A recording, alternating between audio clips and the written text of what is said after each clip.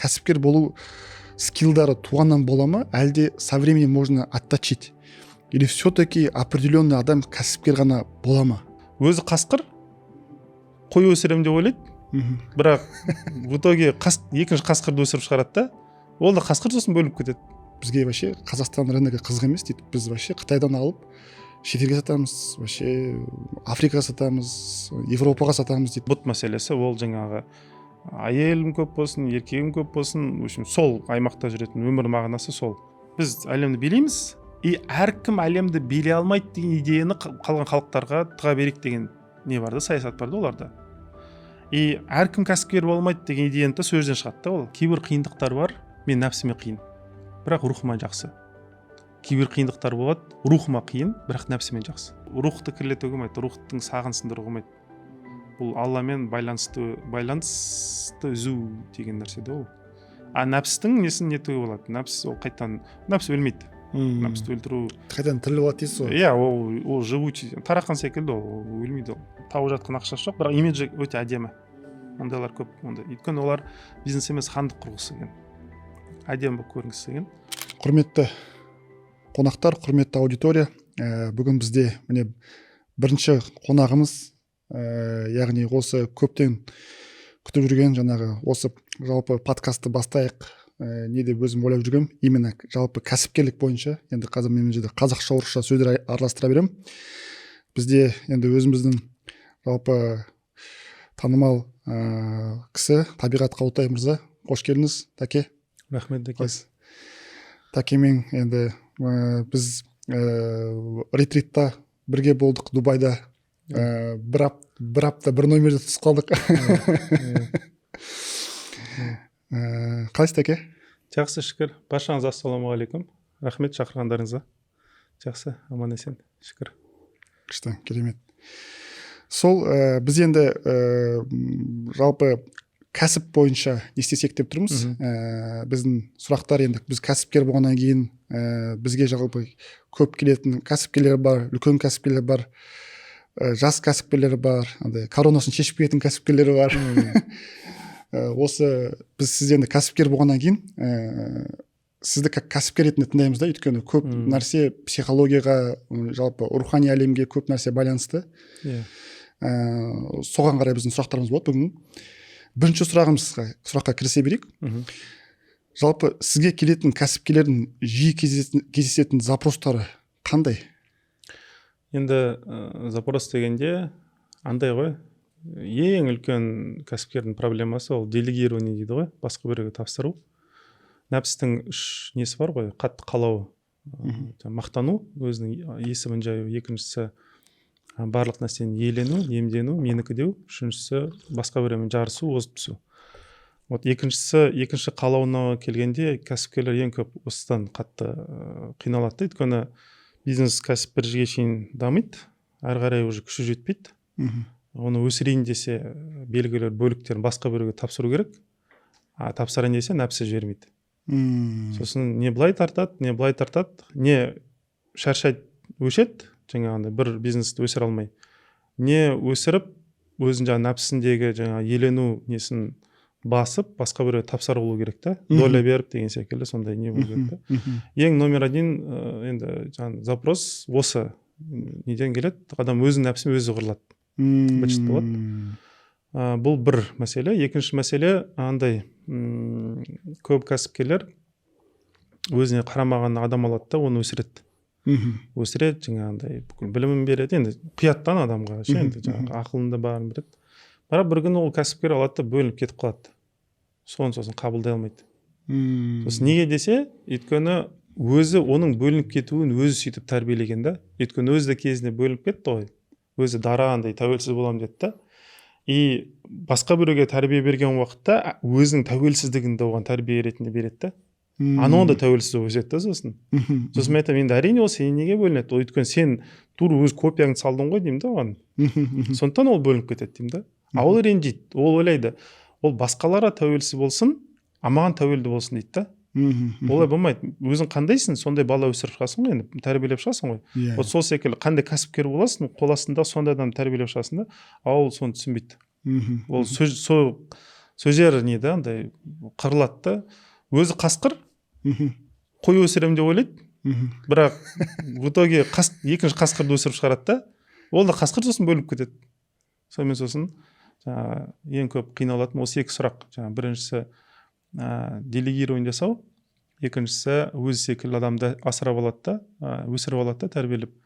Сосын неге маған ұқсайды деп өзі ренжиді сосын. Осы ең үлкен проблема. Күшті. Яғни андай ғой, бізде енді мысалы көп жалпы делегирование тоже жасап жүрміз ғой. Енді інілерімізге жаңағыдай өсіп келе жатқан топ менеджментқа доля береміз, не береміз. Сонда получается енді қатты көп не істемеу керек қой сонда. Оларды былай определенный өсіріп, енді бірақ Құдайдан байланысты ғой. Ол надо уметь отпускать деген сияқты ғой. Отпускать, ол жіберу керек, бірақ мынандай нәрсе де бар. Өзі бизнесқа 4 түрлі жұмыскер келеді. Біреу ақша үшін келетіндер, төлесең істейді, төлемесең істемейді. Екінші резюме үшін келетіндер, олар трамплин секілді қолданады да, менің резюмемде мына кісінің бизнесінің аты болсын деген секілді. Біреудің атының арқасында өзінің атын көтеру деген секілді. Бұл екі сотрудниктен сразу нету керек, құтылу керек. Бұлар алысқа бармайды. Үшіншісі ол үйрену үшін келетіндер, бір нәрсе үйренеді. Бірақ үйренетіндер де жарты жыл, максимум 1 жыл жүреді. Кейін 1 жылдың ішінде ол барын үйреніп алғаннан кейін жалға бастайды. Осындай бір қауіп бар. Төртіншісі ол идея үшін келетіндер. Бір тақырып, бір шынымен де бір осы салада бір нәрсе өзгерткісі келеді, халқына қызмет деген секілді үлкен бір андай бір рухани бір миссиямен келеді. Бик идеямен. Иә.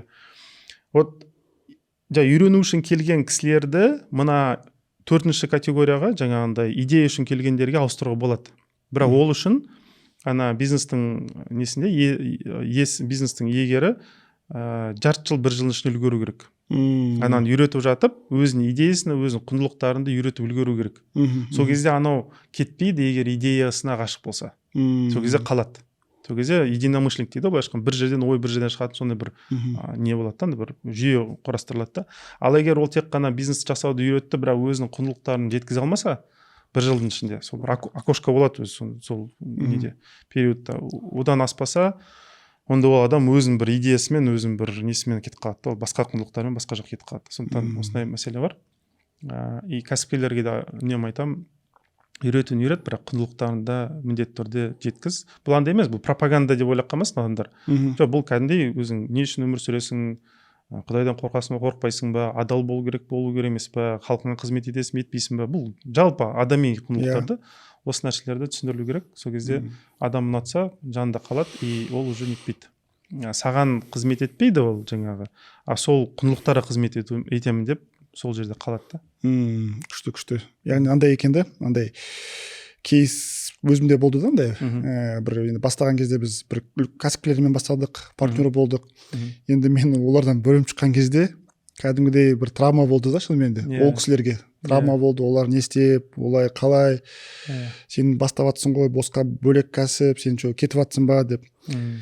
И қазір өзімдегі жаңағыдай бір бастап жатқан жас кәсіпкерлерге мен наоборот андай стараться етемін де енді. Оларды сен бұндай емес, істеп жатқан бәрін Алла тағала, мен жай как бы құрал немін деп ше, солай. Бірақ шынымен де жаңағы дөп басып айттыңыз, бір үлкен жаңағыдай бір биг идея, бір үлкен бір миссия болмаса, не болмаса, адамдар шынымен де қалмайды екен. Қалмайды. То есть ол айлық болсын, там доля болсын, басқа болсын, ол 4-5-ге кетіп қалады, бір үлкен миссияға шынымен де адам мұқтаж. Жақсы. Жалпы былай қараймын да, қазақ кәсіпкерлер өзі зона комфортаға жатып алған сияқты да, как бы көшпенділер деп айтады. Андай кәсіпкерлер бүйтіп енді ата-бабаларымыз көшіп қонып жүрді, не істеп жүрді, бірақ өзім жақында мысалы Қытай халқына барып келдік, біз Гуанчжоуды аралап келдік, Гонконгқа барып келдік, Кантонский выставкаға қатысып, и сол жақтағы местный қазақ жігіттермен сөйлесемін да, жалпы қалай енді бізге айтады, бізге вообще Қазақстан рыногы қызық емес дейді, біз вообще Қытайдан алып шетелге сатамыз, вообще Африкаға сатамыз, Европаға сатамыз дейді, бізге сол рынок қызықты. И уже қарасам, уже тұрып жатқандарына 10-13 жыл болған. ақш-қа да барғанда да қарасақ, қырғыз, өзбек кәсіпкерлері уже баяғыда кетіп қалған да. Мен өзім мысалы ресторан саласында жүргеннен кейін олар уже 3-4 ресторан ашып алған, қонақ үй ашып алған. Біз сонда былай вроде біз енді өте былай алғыр халықпыз қазақ, бірақ отырықшы бір зона комфортқа кіріп кеткендейміз да. Иә. Осыны қалай түсінуге болады жалпы? Жалпы адамның өмірі 4 түрлі, біздің ағзамыз бар ғой енді, сол жерде 4 түрлі орган бар. Сол органдардың аймағында айналады адамның өмірі. Бірінші орган ол ақыл. Ақылдың аймағында айналатындар, олар зерттегенді, ғылыммен айналысқанды, бір үлкен идеялармен, солармен бас ауырады да. Сол бір идея үшін, бір открытие, бір жаңалық үшін ол жылдарын береді деген секілді. Оның несі сол ақыл. Екіншілер жаңағы қарын. Тойдырту, өзін тойдырту, туыстарын тойдырту, тойдыртумен ғана жүреді бұлар. Үшіншілер ол бұт мәселесі, ол жаңағы әйелім көп болсын, еркегім көп болсын, сол аймақта жүретін өмір мағынасы сол. Төртіншісі ең маңыздысы сол жүрек. Яғни иман, құндылық деген сондай неде, кейін Құдайдың алдына барғанда не деймін деген сұрақтар неде. Қазақ халқы енді мынандай нәрсе бар. Бізде көшпенділік болды, не болды? Біз малдың артынан жүрдік. Бірақ неге олай болды? Өйткені барлық нәрсені Аллаға, бұрын бабаларымыз былай істеген, Аллаға барын тәуекел жасайды, и бүкіл кәсіпті малға салып қояды. Мал өзі жүреді, өзі жаңағы жасайды деген секілді. Бабаларымыз немен айналысқан, зона комфортымен айналыспаған, олар мына жүрек мәселесімен айналысқан. Бірінші 3 мәселені жауып алып, содан кейін ғана жүрекке өтуге болады да. Сондықтан бұлардың бұрын бабаларымыздың андай мышление дейді, ой өрісі былай болған. Мына үшеуін тез жауып алайық, содан кейін жүрекпен айналысайық. Өйткені өмірге мағына беретін нәрсе мына жүрек мәселесі. Мына үшеуі мағына бермейді. Бұл үшеуі өмірден алғым келетін нәрселер. Жүрек мәселесі бұл өмірге жаңағы әлемге бергім келетін нәрсе, миссия мәселесі. Бұл бірінші мақсат болса, төртіншісі жаңа миссия. Ал қазіргі енді қазақтарға келетін болсақ, мына үшеуін жауып бар жүрекке өткісі келмейді. Жүрек мәселесі жоқ. Енді атеизм болды, коммунизм болды, анау деген секілді. Сондықтан осы үшеуін қайта-қайта айнала береді. Қайта-қайта айнала береді. Не менің әйел саным көбейсін, не менің жаңағы қарным одан сайын көп нетсін, не мен жаңағы идеялар нете беремін. Инновация, анау шаба береді. Гарвардқа шейін барады, анда барады, мында барады ізденеді. Бірақ жалпы мағынауи келген уақытта енді өмірің соңында не көргің келеді деген уақытта ол сұраққа жауап бере алмайды да. Сондай мәселе бар да. Мақсаттар. Білім қуа береді да, бірақ определенный уровеньден ары қарай білім уже ол жетпейді уже дейсіз ғой. Былайша айтқан уақытта мына өлімнен кейінгі мәңгі әлемде не болсын мен қолымда дейтіндей сұраққа жауап жоқ. Тек қана бүкіл мақсаттар осы әлемге ғана байланған болды. Сондаймен жүреді да. Сондықтан негізінде кәсіптің жалпы мақсаты Алла тағала берген несі. Мына үшеуін жабу, бірінші үшеуін жабу, жүрекке өту. Негізі кәсіптің жасалатын несі. Сол үшін ғой, мысалы сахабаларға қарайтын болсақ, олар не істеген, бүкіл үшеуін жауып тастаған, байыған и дінмен айналысқан да олар. Сонда рухани әлеммен айналысқан да. Неге бізде мысалы Орта Азияда жаңағы үлкен сопы, жаңағы үлкен ғұламалар шыққан, Қожа Ахмет Яссауи секілді, басқа Арыстан баб секілді үлкен кісілер шыққан. Неге шыққан? Өйткені бірінші үшеуін жауып тастаған да олар. Сол үшін ол нете алған. Егер адам аш-жалаңаш болып жүріп, мен рухани нәрсемен айналысам десе, ол өзін алдау мәселесі. Қанша адамдар келеді, маған айтады да, мен дүниемен айналысқым келмейді, сразу рухани нәрсе өтейші. Мен айтамын, жоқ, бір өзің дұрыстап алшы, андай тамағыңды, киімді реттеп ал, басың сонымен қатпас, содан кейін руханимен айналысуға болады деймін да. Олай болмайды да. Андай ғой, сөзіңіз алдыңызда жаңағы бірінші жаңағы бір хотя бы бір базовый білім алып ал, ақылды, екінші жаңағыдай хотя үйленіп ал, и үшінші жаңа екінші нәрсе бір хотя бы бір базовый үйін, машинаны, то есть бір кәсібің болсын, тойып ал, үйленіп ал, нәпсінің артынан қума деген сияқты тойдырып, и ары қарай миссиямен айналыс деген сияқты. Одан кейін болады айналысуға, жүрекке уже өтуге болады, уже Құдаймен сөйлесіп, жаңағы өмір мағынасы не, қайда қызмет етейін, не істейін, өзім не нәрсе арнайын деген сұрақтарға жауап беруге болады. Ол мына нәпсіге байланысты, денеге байланысты нәрселерді шешпейінше, ол рухани нәрсе айналысам деп быт-шыт болады адам. Ол өзі этаптары бар, сондай мәселе. Сондықтан ғой айтылады, мысалы ер адам дейді 40 жасқа шейін батыр болу керек дейді, 40-тан кейін ол ақсақал дана болу керек дейді. Оның бөлек нәрсе ол. 40-қа дейін шабат, қырылады, бүйтеді, сөйтеді, дәлелдейді жаңағы елге де, өзіне де, жаңағы ерлерге де, жаңағы әйелдерге де өз дәлелдейді барлығы. Вот 40-тан кейін шапқылаған уже жараспайды адамға. Ол шапқыламау, ол уже дана болу керек, ақсақал болу керек, көп нәрсені көрген адам болу керек, одан адамдар сұрақ сұрау керек деген секілді. Сол нәрселерге жауап беру керек, осымен айналысу керек. А бізде андай ғой, 20-30 жасқа келіп кейбір діни нәрселер бір болады, ақсақал болғысы келеді, әлі 20-да. Или андай 40-тан асып кеткен, бірақ жас көрінгісі келеді да, шошаңдап кетіп не дейді да. Былай да болмайды, былай да, әр нәрсенің өзінің уақыты бар. 40-қа шейін болады шапқылауға. 40-тан кейін уже адам глобальный нәрселермен ойластыру керек. Біз шетелге қарасақ та сондай ғой, мысалы, олар андай батыс мемлекеттеріне қарайтын болса, 40-қа шейін көретін нәрсесін көріп алады, 40-тан кейін уже жаңағыдай үлкен нәрселермен айналысады да. Как раз осы сөзіңіз жаңағыдай айтатқанда жаңа приоритеттер. Енді біз как бы кәсіпкер болғаннан кейін тоже лернерлікті қосамыз ғой. Біз енді лернер енді орташалау, енді бірақ бір нәрсе маңызды керек болса оқимыз. Сол сіздің жаңағы мини курстарыңызды алып оқып отырамыз енді біз қарап көріп, сол кезде жаңағы сіз бір күшті бір 6 нәрсені ашып едіңіз, жақсы. Бірінші жаңағы айтатыныңыз жаңағы денсаулық деп. Базовый денсаулық, яғни адам пока сен просто денсаулығым бойынша сен атлетичный болу үшін, то есть мен өзім осы нәрсені мен бір сізден осы естідім 2 жыл бұрын. Өзім енгіздім осыны. Яғни мен былай бодибилдер болмай қояйын, там бұлшықеттерім қатты өспей қойсын, бірақ атлетичный болайын, денсаулығым күшті болсын, ұйқым дұрыс болсын, сол денсаулық бойынша чекап жасайын, кітап қандай оқимын. Екінші сіз айттыңыз экспертность дедіңіз. Ақыл, экспертность. Өйткені бір кәсіпкер, мен қараймын, мысалы келеді кәсіпкерлер, енді қарайсың бэкграунды, анан шалған, мынан басын шалған, сен вообще жалпы енді қарасам, мысалы, знаменитый там Айдын Рахимбаев болсын, ол енді как-никак строительственный эксперты. Стройканы, қазір енді мектеп салып басқа салып там IT-ға, но все равно ол кісі нені эксперті там. Сол сияқты басқа да айтсақ. И үшінші, осы экспертность бойынша жақсы білім алу керек екен. Шынымен де. Прям кітап оқып, сол бойынша жаңағыдай курстар алып, білім алып, мамандық бойынша тереңдету керек. Үшінші нәрсе, қателеспесем, не дедіңіз? Руханият дедіңіз, Уже міне денсаулықпен экспертность толғаннан кейін руханият. Яғни бір сахабаның артынан жүрсен де жұлдыз болып, не ошибешься деген сияқты. Мен қандай кітап оқимын, қанша сүре жаттаймын, қандай нәрселер. Осы маған өзіме қатты өтті, прям өзіме не істеді. Төртінші нәрсе, орта. Араласатын кісілер. Араласатын орта өте маңызды, өйткені кім сен ортаң, қандай ортаң өте маңызды. Жаңа кәсіпкер болсын, жаңа мышлениясы дұрыс адамдар, көзқарасы дұрыс адамдар деген сияқты. И бесінші маған өзіме қатты өткені, как кәсіпкер ретінде, чек кассе. Осы нәрсе өте маңызды өтті, чек кассе. Өйткені шынымен де енді жаңағыдай движение туда, движение сюда деп көп просто андай әрекет. Мен бір жақында бір үлкен кәсіпкер, енді осы буквально 2-3 күн бұрын кездестім, сөйлесіп. Мен ол кісіден ақыл сұрап барғанмын да, осылай енді ол кісі бір саласында, енді бір салада жұмыс жасап жатыр да. Сол саладан сұрайын десем, қалай енді мынау сізге жоқ, мен Дастан, ол мен чисто бренд дейді да, ол жұмыс істеп жатқан. Уже 5-6 жыл ол өз-өзін жауып тұр, кейде минуста.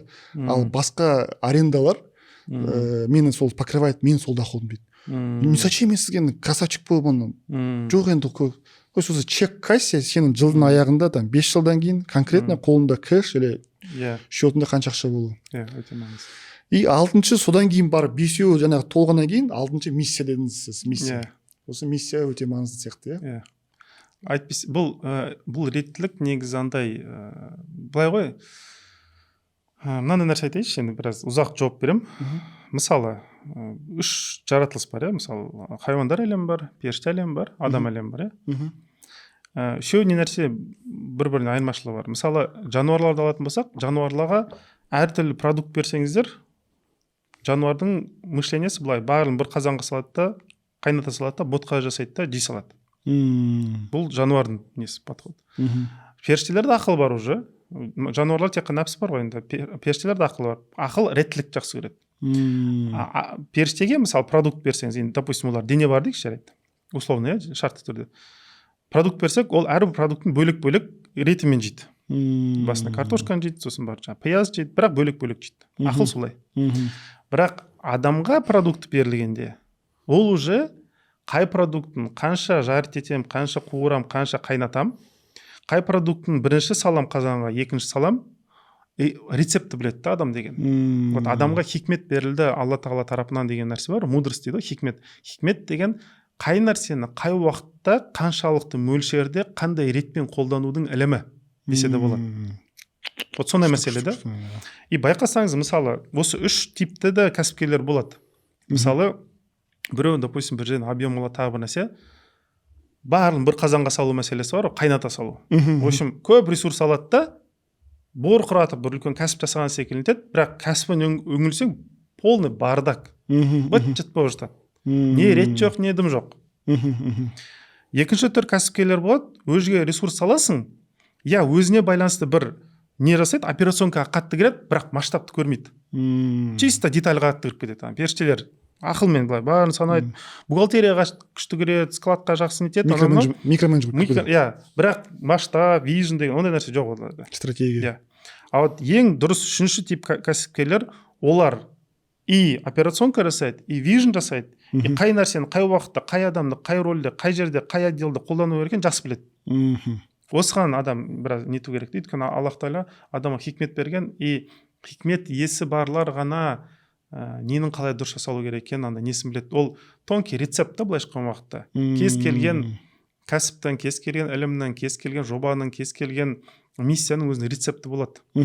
Сол рецепт бойынша істеліну керек та. Оны мысалы поварларда, мен бұрын осы таяуда бір нені естідім. Поварлар мынандай не болады ғой? Қалпақ болады ғой. Оказывается, қалпақтың ол 100 ұшы бар екен, андай бүктелген 100 ұшы. Оның мағынасы бар екен. Неге? Ол қалпақ беріледі, егер сол аспазшы, жаңа повар, жұмыртқадан, обычный жұмыртқа бар, кәдімгі, содан 100 түрлі тағам жасай алса ғана сол қалпақ киюге несі бар екен. Жаңа поварлардың заңдылығы бойынша сондай погон қойылады, сол секілді бір нәрсе екен. Имеет право, сондай нәрсе. Мен ойладым, жай жұмыртқа ғой ол. Жай жұмыртқа қалай 100 нәрсені шығарасын? Оказывается, олар рецепті күшті біледі екен. Неше 100 түрлі пісілу жолы бар екен да? Масқара нәрсе ғой, бұл искусство ғой, былайша айтқан уақытта, өнер ғой, бұл үлкен нәрсе. Вот кәсіпкер де, мысалы, кәсіп айналса, бір нәрседен сондай нәрселер, түрлі нәрсені білу керек та. Вот сондай адамдар мына әлемді қимылдата алады. Оларға действительно ресурс берсеңіз, ысырап жасамайды, уақытылы жасайды, аз нәрсе, көп нәрсе жасай алады деген секілді. Адам сондай хикметке нету керек, андай бейімделу керек та, бұл өте маңызды. Әйтпесе андай ғой, ақша, инвестор, анау-мынау даже коллектив табуға болады, бірақ рецептісін білмесең, сол салада не болмасаң, шашылып қалады да барлық нәрсе. Соңына шейін бармайды көп нәрсе. Жақсы. Енді жаңа айтып отырмыз ғой, қарапайым жалпы адаммен, жалпы енді кәсіпкердің психологиясы, мышление туралы айтсақ біраз. Өйткені енді кәсіпкердің мышлениесі мүлдем бөлек. Кәдімгі біз енді уже кәсіпте жүріп, біраз адаммен сөйлесіп, қаншама кездесу, қаншама бір переговорлар, нелер уже қарап отырасың. И енді башқанда примерно көріп отырасың да, ана кісінің қандай екенін, уже қандай, мысалы, математик па, или там какой склад ума вообще ол кісіде. Уже примерно ГЛП-ны оқып отырасың деген сияқты ғой, уже қандай несіне уже қарап отырасың. Ал қарапайым адамдардың сұрақтары вообще бір қарапайым болады. Кәсіпкерлер сұрақтар кішкене күрделі қояды.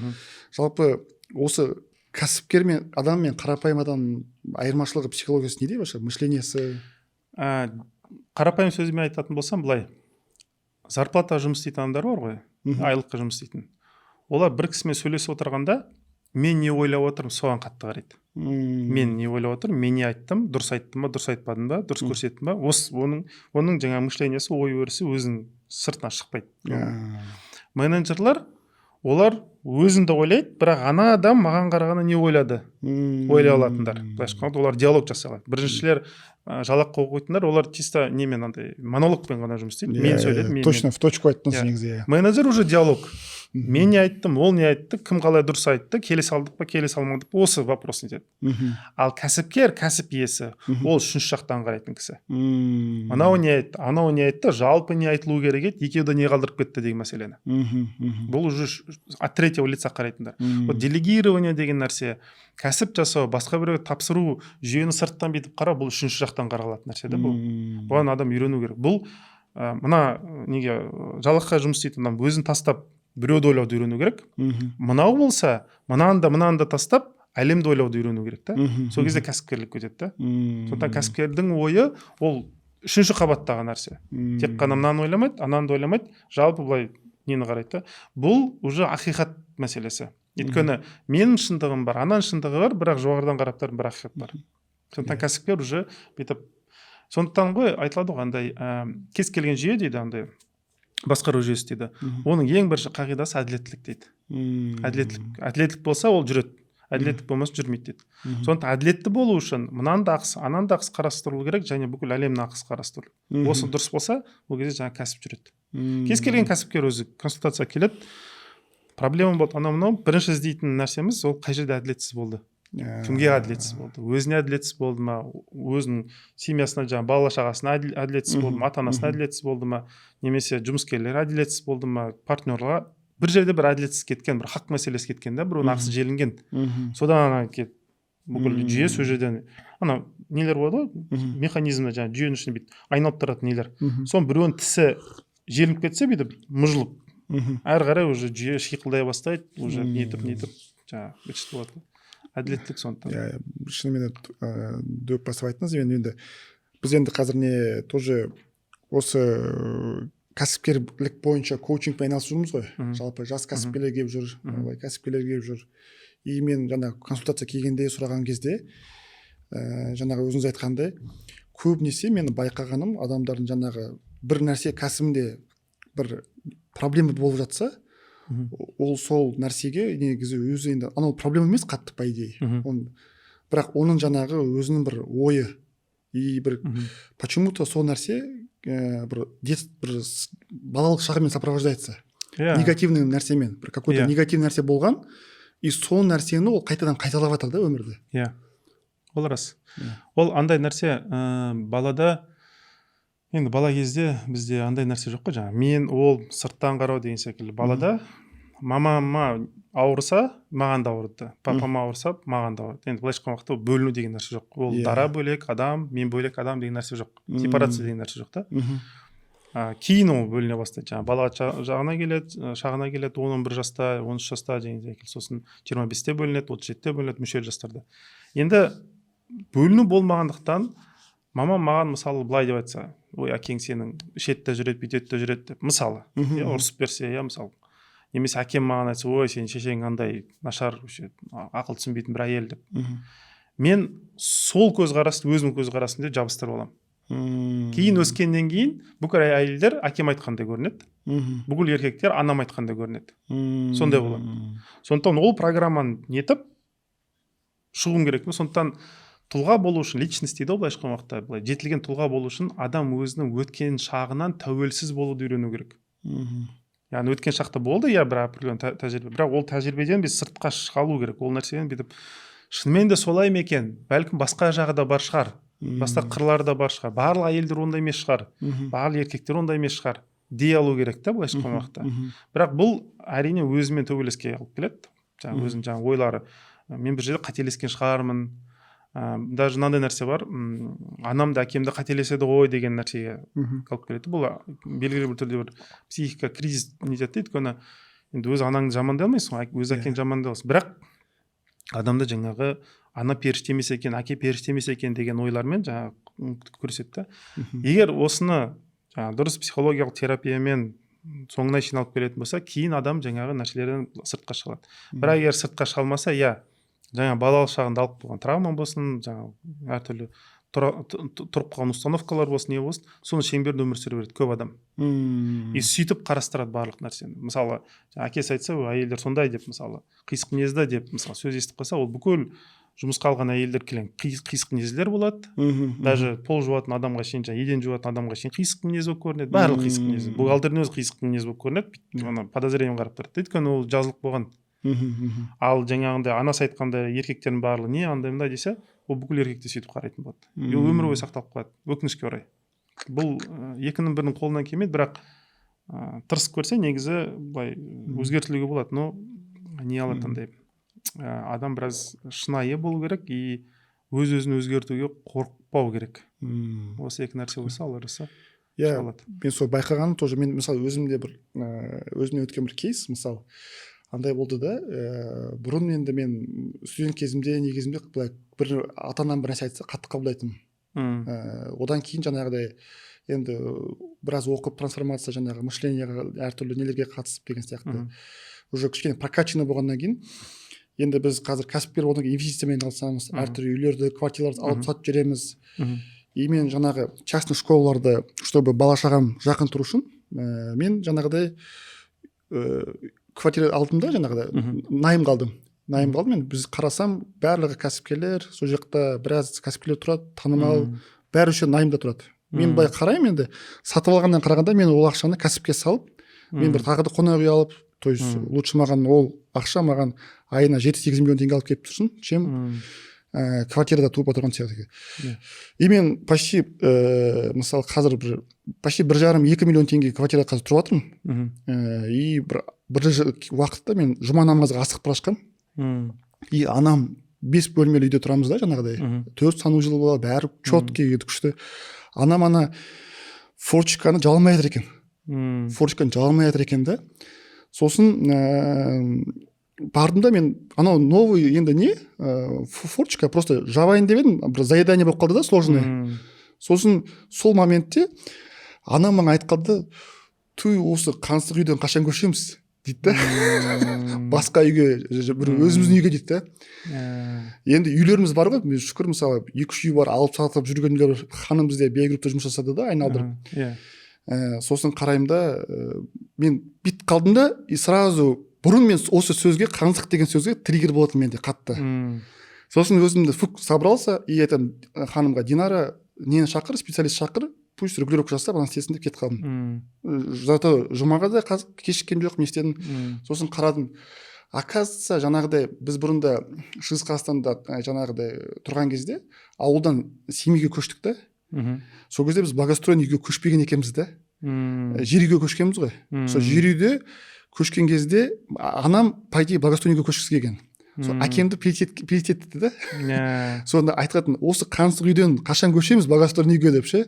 То есть сол заложен нәрсе маған қайталанып келіп тұр да. И мен вот это мог башқанда отпустить. И кейде қараймын, сонда өз наблюдениеге қараймын да жаңағыдай. Шынымен негативный нәрселер өте өз-өзің прокачанный болмаса, мышление мықты болмаса, сен соған кәдімгідей не істеп қаласың да, тақылып қаласың, қадалып қаласың жүрге. Ол рас. Ана айтады ғой, адам балық секілді дейді, не ағысқа не теріс жүзейді, не ағыспен бірге жүзейді. Бір ағыспен бірге жүзейтін балықтар, олар өлі балықтар дейді ғой. Сонда бір сөз бар да. Сондықтан адам өзін жаңағы тұрған ортасынан бүйтіп шыға алуды білу керек та. Даже мысалы ханым кейде тұрады да, кейде дірілдеп кетеді. У нас же нету своей квартиры, там, мы же не живем. Я говорю, мен айтырмын, успокойся, Динара, бізде бірнеше квартира бар деймін да. Уфу. Ана мышление не де, кәсіпкерлік. Бұрын қатты триггер болатын, қазір успокойся етеді. Біз айтам, бізде Аллаға шүкір ақша бар, біз шетелге көшпей аламыз, кәсіптер жүріп жатыр, бәрі нормально, сапарда жүрміз. Адамға уақыт керек негізі ондай нәрсе үйренуге. Бірақ мынандай нәрсе айтайын, енді бұл әйел көрермендері тиіп кетпесін, енді Аллах кешірсін, бірақ әйелдерде бар ондай нәрсе.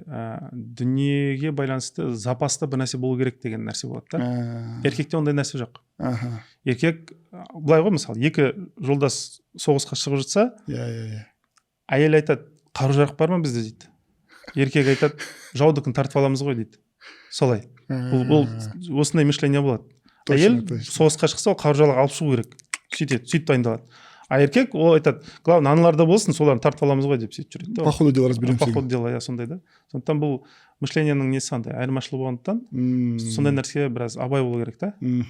И ол мен де сөйтемін, мысалы, бір жаққа көшетін болсақ, нететін болсақ, бірінші барып сөйлесетін адам мен өзім әйелім жаңағы ханымға барып нетемін да. Өйткені оның несі фильтрдан өтсек, Алла жазып, қалған фильтрда проблема емес. Главное, фильтрді өту керек та. Сондықтан соңғы сөзді енді көшуге неге байланысты ол ханым қояды, сондай мәселесі. Әрине барлық нәрсе Алланың қолында. Алла тағала қалай жазады, солай болады, бірақ себептер несіне келген уақытта обязательно әйелмен нету керек, ақылдасу керек. Бұл өте маңызды. Көп жалпы келіватқан адамдар сұрайды енді былай. консультация болсын, сізге де көп келіп жататын шығар кәсіп жағынан. Жалпы әр адам кәсіпкер бола ала ма дейді. Енді бір Абай атамыз айтқандай, өзгермейді деген адамның тілін кесер едім деп дейді да. Енді кәсіпкер болу скиллдары туғаннан бола ма, әлде со временем можно отточить, или все-таки определенный адам кәсіпкер ғана бола ма деген. Негіз бұл күрделі сұрақ. Былай деп айтайыншы, енді психолог ретінде айтайын, кейін дін жағынан да бір қарастырайық. Мысалы, мынандай нәрсе бар. Бізде қазіргі таңда жалпы осы дүние жүзінде психология мамандығында 8-9 шақты психотип бар. Сангвиний, холерик, анау деген секілді. Бұл не деген сөз енді? 9 түрлі, демек адам келсе бізге, оларды біз тәрбиелеп шығара аламыз деген сөз. Оларға байланысты педагогический инструментарий дейді, жаңа үйрету нелер бар, жүйе бар, қалыптасқан енді. Идеальный болмаса да, бірақ бір белгілі бір жүйе бар. Сонымен біздің жаңа мектепте де жұмыс істеп келе жатыр, жаңа анау деген сияқты. Бірақ сол 9 психотиптің сыртына шығатын психотип келетін болса, біз оны үйрете алмаймыз. Үйрете алмағандықтан, оны құрал жоқ та, үйрете алмағандықтан біз оны серая масса дейміз. Көптің бірі жүре бер деген секілді, сен жалаққа жұмыс істе деген сияқты. Осыдан 2 жыл бұрын бір жігітпен танысып қалған едік. Өте андай көп оқыған жігіт, андай діни нәрселерді көп оқиды. Сосын ол кісі жаңағы Қожа Ахмет Яссауидің нелерін зерттейді екен, жаңағы еңбектерін. Ол еңбектер енді бұрынғы жаңағы көне тілмен жазылған, соны не ғой? Мен ол тілді шағатай тіл дейді, ол тіл біле қоймаймын. И сол кезде оқығанда еңбектерінде психотиптің Қожа Ахмет Яссауидің қолданған психотип саны 72 екен. Бұл енді масқара скачок та былайша айтқан уақытта. Мысалы, былай айтатын болсақ, егер бізге 100 адам келетін болса, қазіргі психологтар оның 9-ын адам қыла алады болды. Қожа Ахмет Яссауи ол 100 адам 72-сін адам қыла алады да, былайша айтқан уақытта. Сондықтан қазір Қожа Ахмет Яссауи бабамыз келсе, мен мысалы айтып тұрсам, жоқ, барлық кәсіпкер болмайды десем, бәлкім Қожа Ахмет Яссауи айтар еді, сен үшін ол болмайды, ол сенің патологың үшін, сенің пределің үшін, иә, мүмкін емес. Бірақ менің үшін ол әңгіме басқа деп айтар еді бәлкім. Сондықтан бізде қазіргі таңда психология әлі алла жаса дамиды. И дамыған сайын мен ойлаймын, адам болмайды деп айтылған 20-30 жыл бұрын адам болмайды деген кісілерге адам қыла алатын бір нелер болады, андай жүйелер пайда болады да. Бұл психология жағынан жауап. Енді дін жағынан қарайтын болсақ, мысалы, енді сахабаларды алатын болсақ, нететін болсақ, тіпті даже дұғаларды алатын болсақ, мысалы айтады ғой, сондай бір дұғалар бар, мысалы Юнус алейхиссалам дұғасы дейді, мысалы, ол дұғаны нетсең, кез келген қалауың орындалады дейді. Иә, мысалы. Допустим, мен кәсіпкер болғым келді, икем жоқ. Юнус алейхиссалам дұғасын жасадым, мысалы, ықыласпен. Алла тағала беру мүмкін ғой. Әрине. Вот. Сондықтан бұл жерде уже дін тұрғысынан алатын болсақ, бұл жерде бір наным сенімге барып тіреледі да. Ана құдси хадис бар, мен тура қалай ойласаңдар мен солай көрінемін деген секілді. Яғни бере алады деп ойласаң беремін, бере алмайды десең бермеймін мәселесі бар да. Сондықтан бұл жерде уже шектеу жоқ. Бұл тұрғыдан қарайтын болсақ, шектеу жоқ. Үшінші мәселе, бұл енді неге де байланысты, адам өзінің жігеріне байланысты, жауапкершілігіне байланысты. Икем болып тұрса да, кейбір адамдар енді қатты қимылдағысы келмейді, нетпейді, сонымен қалады да. Сондықтан бұл сұраққа мен былай кәсіпкер әркім болады или болмайды деп нақты жауап бере алмаймын да. Жан-жақты қарастыратын нәрсе. И 4-ші мәселе де бар. Батыс мемлекеттері өкінішке орай, енді біздің өкінішімізге орай, олардың қуанышына орай, кез келген білімді монополияға ауыстырып жүрген да. Олар мынандай нәрсе жасайды. Біз әлемді билейміз, и әркім әлемді билей алмайды деген идеяны қалған халықтарға тыға берейік деген не бар да, саясат бар да оларда. И әркім кәсіпкер болмайды деген идеяны да сөзден шығады да ол. Сондықтан олар мысалы миллиардер, Илон Масктар, олар сол жақта шығады да, біздің неде шықпайды да далада. Неге шықпайды? Өйткені біз олардың бізге айтқан нәрсесіне сеніп қалдық. Бірақ олар өздері айтқан нәрсе сенбейді. Олар білімді екіге бөледі. Мысалы, Лига Плюща деген нәрсе бар ғой, Йель, Гарвард, Стэнфорд, MIT деген. Ол университеттерде бөлек білімдер беріледі. Қалған университетте бөлек білімдер беріледі. И олар уже ашық нелерді, доктриналарында жазып қойған идеологияларында. Мына бөлік берілген 80%, 90% университеттерге жалақыға жұмыс істейтіндер білу керек, мышлениядағы білім береміз. А мына Лига Плющадағы жалақы емес. Бұлар елді билейтін, әлемді билейтін адамдардың мышлениясын береді, соны айтамыз. И мысалы не бар, ковид бар ғой, мына ковидке байланысты жаңағы зерттеулер бар, неге болды олай болды деген сияқты әртүрлі геополитический зерттеулер бар. Сол жерде былай ондай нелер енді қазір уже шығып жатыр, ол жылдар өткен ақпараттар ашылып жатыр да. Мысалы былай дейді, негізі оны шығарған себептердің бірі дейді, онлайн образованияны масштабный жасау, бәрін онлайнға ауыстыру. Бірақ оның мақсаты неге онлайнға дейді? Өйткені дейді құнсыз білімді онлайнмен алатын болады, құнды білімді офлайнмен алатын деп жасайды. Мысалы мен әже отырып шетелде бір білімді алғым келсе, маған бөлек мен ол жаққа барып, көшіп барып, сол жерде тұрып, елдің өзіне кіріп, библиотекасына барып оқитын болсам, ол жерде бөлек білім беріледі. Сондай бір монополия секілді нәрселер бөлініп жатыр. Бұл бара-бара үлкейеді дейді. Бұл идеяға адамдар қатты жатып алды. Енді әркімді дана қылып шығармаймыз. И дана болып шығу бізге выгодно емес деген сондай бір идеология бар. Енді в общем, ұзын сөздің қысқасы, әркім кәсіпкер болмайды деген ойды батыс сіңдіріп келатыр. И біз оған егер сенетін болсақ, біз сондай парадигмада сол мышлениеде қалып қоямыз. Әркім бола алмайды ғой деген секілді. Бірақ дін бізге басқаша айтады. Алла тағала болмайды деген нәрсе жоқ. Сондықтан кез келген нәрсені жарата алады. Әрине, бірақ бұл жерде еңбек те керек, жігер де керек, таңдау да керек, шешім қабылдау да керек, дұға да жасау керек, ықылас та керек, адам өзін сол нәрсе беру керек. Барлық скиллдар керек дейсіз. Иә, енді бұл көп нәрсе талап етеді. А так, иншалла болады деп ойлаймын. Шынымен де андай don't predict, don't predict дейді ғой енді, не предсказывать дейді ғой енді. Иә. Мынау адам болмайды дейді, мысалы не деген, мысалы балалардан наоборот кәсіпкер шығады да. Мынау кәсіпкер туады деген вот кәсіпкер болмай қалады. Иә, солай болады. Болмайды. И мен мысалы мен өзім енді мен өмір өмірінде мысалы шынымен де кәсіпкер боламын деп ойламаппын. Әкем мен дәрігер, анам мұғалім, и ағаларым бәрі госслужбада істеген. Мен енді бір госслужбада бір жерде істеймін деп солай енді ағылшын тілін тапсырдым да ент кезінде.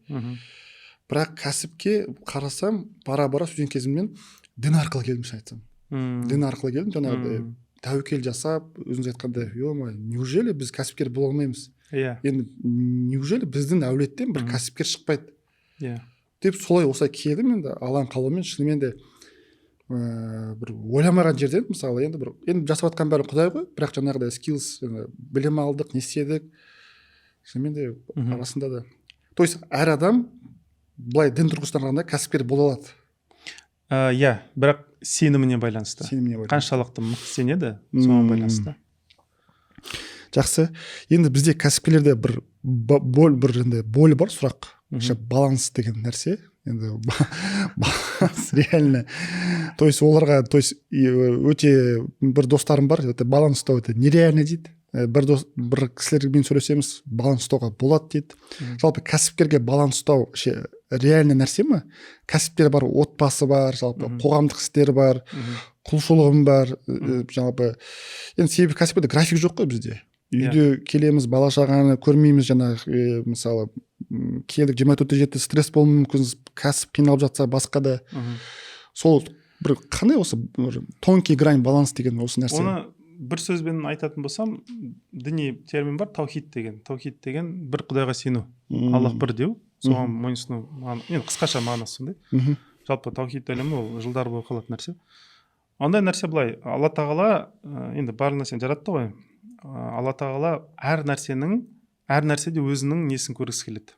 Өзінің әмірін соңына шейін орындалғанын қалайды. Ең бірінші әмірлердің бір барлық нәрсе ретімен жүрсін деген. Жүйелі түрде жүрсін деген. Алла тағала реттікті ұнатады, ретпен жүрілгенін баланс дедік қой. Соның барын гармониямен, жүйемен жүргенін ұнатады. Алла тағала соны ұнайды. Алла тағаланда бардак, бітшіт болу ондай нәрсе ұнамайды. Сол үшін жаңағы дінімізде жаңағы дәретке шейін барлық нәрсенің реті бар да, енді ұйқыға шейін, тамаққа шейін барлық нәрсенің барлық реттердің пайғамбар саллаллаху алейхи вассалам сүннетінен барлығы реттік қой. Сондықтан негізінде реттеуге болады, реттеуге болмайды емес, болады, ол тарихта да болған ондай адамдар. Бірақ бұл жерде мынандай нәрсе бар. Енді бұл реттілік мен нәпсіме жаға ма, жақпай ма сұрағы шығады да. Осындай мәселе бар да. Өйткені егер мен кейбір нәрселерді реттей бассам, ол нәрсе менің нәпсіме ұнамауы мүмкін. Мысалы, реттелу үшін ерте тұру секілді мәселелер. Мен ұнатпаймын, допустим.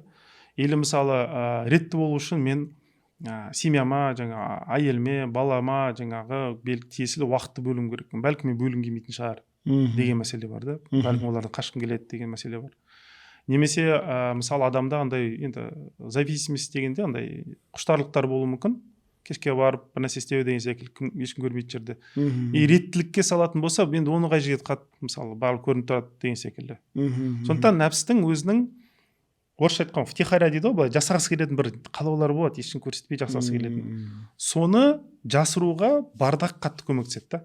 Сондықтан ол сол бардақтың ішінде жүреді да негізі. Өйткені Құранда аят бар, әркім не нәрсе талпынды, не нәрсе ұмтылды, сол нәрсе болады деген нәрсе. Енді талпыныс, ұмтылыс ол ниетпен болады, амалмен болады.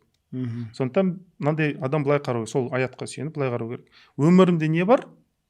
Бұл бекерден бекер келген жоқ, менсіз ол нәрсе келген жоқ. Демек мен бұның ішіне талпынғанмын деп өзіне мойындап тұру керек. Мысалы менде бардақ болса өмірімде, жүйесіздік болса, демек мен бұған тартылғанмын. Бірақ мен бұның несін сознательно дейді ғой, былайша айтқан уақытта өзімнің жаңағы саналы түрде әлі түсінбегенмін бұны. Өйткені адамда енді 80-90% өміріміз біз ұйқыда өтеді дейді ғой. Автоматты түрде жасаймыз да көп нәрсені, рефлекс несінде, жүйесінде, деңгейінде. Сондықтан көп адамдардың өмірін өзгерте алмайтын себебі өйткені 80% өзінің қалауларының қандай екенін білмейді, хабар жоқ негізінде. Бірақ сырттан қараса түсінеді. Кейбір іс-әрекеттері болады, кейбір андай әдеттер болады, соны қайталай береді, істей береді, бірақ неге істейтінін түсіне алмайды. Өзі түсінбейді. И бұны маркетологтар да жақсы нетеді. Маркетологтар андай нәрсе бар.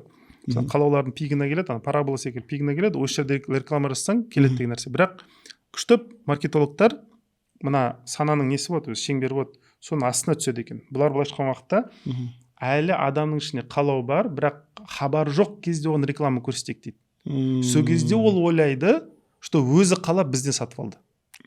Бұл өте маңызды. Егер мысалы, допустим, мен келдім, ана бір рекламный билбордты көрдім, жарнаманы көрдім, содан кейін сатып алсам, ол маған айтқандықтан сатып алдым деген ой болады менде. Бірақ ана Уилл Смиттің түскен киносы бар, Фокус деген. Барлық жерде 55 деген санын көрсете береді. Содан кейін ал енді таңдаш деген уақытта байқаған бар 55 таңдайды да, бірақ өзі білмейді неге таңдаған. Подсознательно жасайды. Түп санада жүреді. Бұны өте жақсы пропагандамен айналысатын, жарнамамен, маркетингпен айналысатындар, идеологиямен айналысатындар, бұл адамдар осы саланы жақсы біледі. Тіпті ана нені оқып көріңіздер, пропаганда деген кітап бар, 60-шы жылдары жазылған, батыста шыққан өте жақсы кітап. Сол жерде түсіндіріледі да, мысалы көп нәрселер. Авторды ұмытып қалдым. Сол жерде айтылады жаңағындай адамға әлі өзі білмейді, бірақ салып жерсең дейді санасына. Кейін бір нәрсе шешімге келген уақыт бір шешім қабылдайды, бірақ ол шешімнің өзім қабылдадым деп ойлайды. Негізінде оған біз біраз уақыт бұрын санасына салып жібергенбіз дейді, тұқым ретінде салып жібергенбіз, ол сөйтіп өсіп шыққан. Не сияқты оны? Red Bull сияқты ғой. Red Bull, то есть олар вообще реклама жасамайды Red Bullға.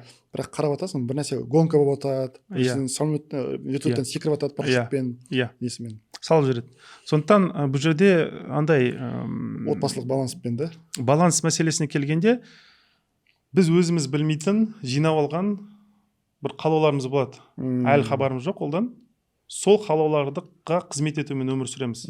Сондықтан ойлаймыз, баланс мүмкін емес деп. Бірақ егер ол қалаулардың не екенін түсінсек, бүйтіп өңіліп, неге мен былай істеймін, неге былай деп сұрайтын болсақ, сол кезде ол қалауларды реттей аламыз.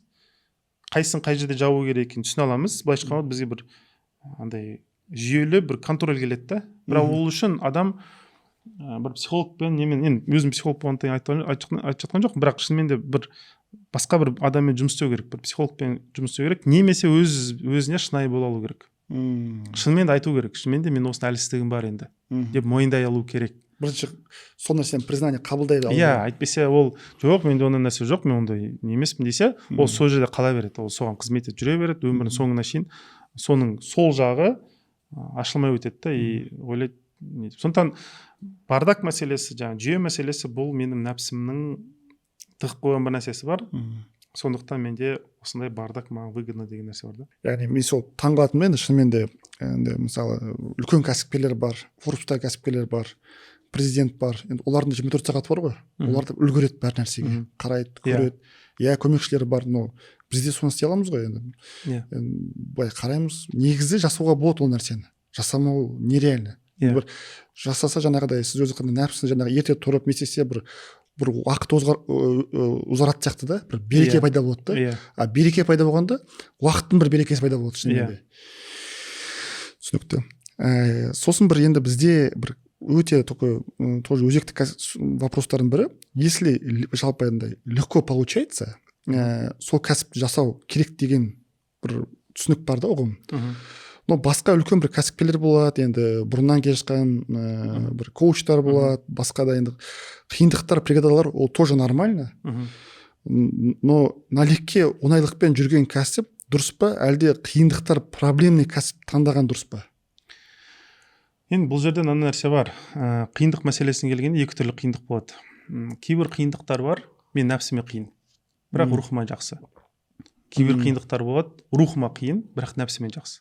Бұл енді қандай қиындықтар? Мысалы, допустим, жаңа мен өте андай адам дейікші, мен өз затымды ешкімге берген ұнатпаймын.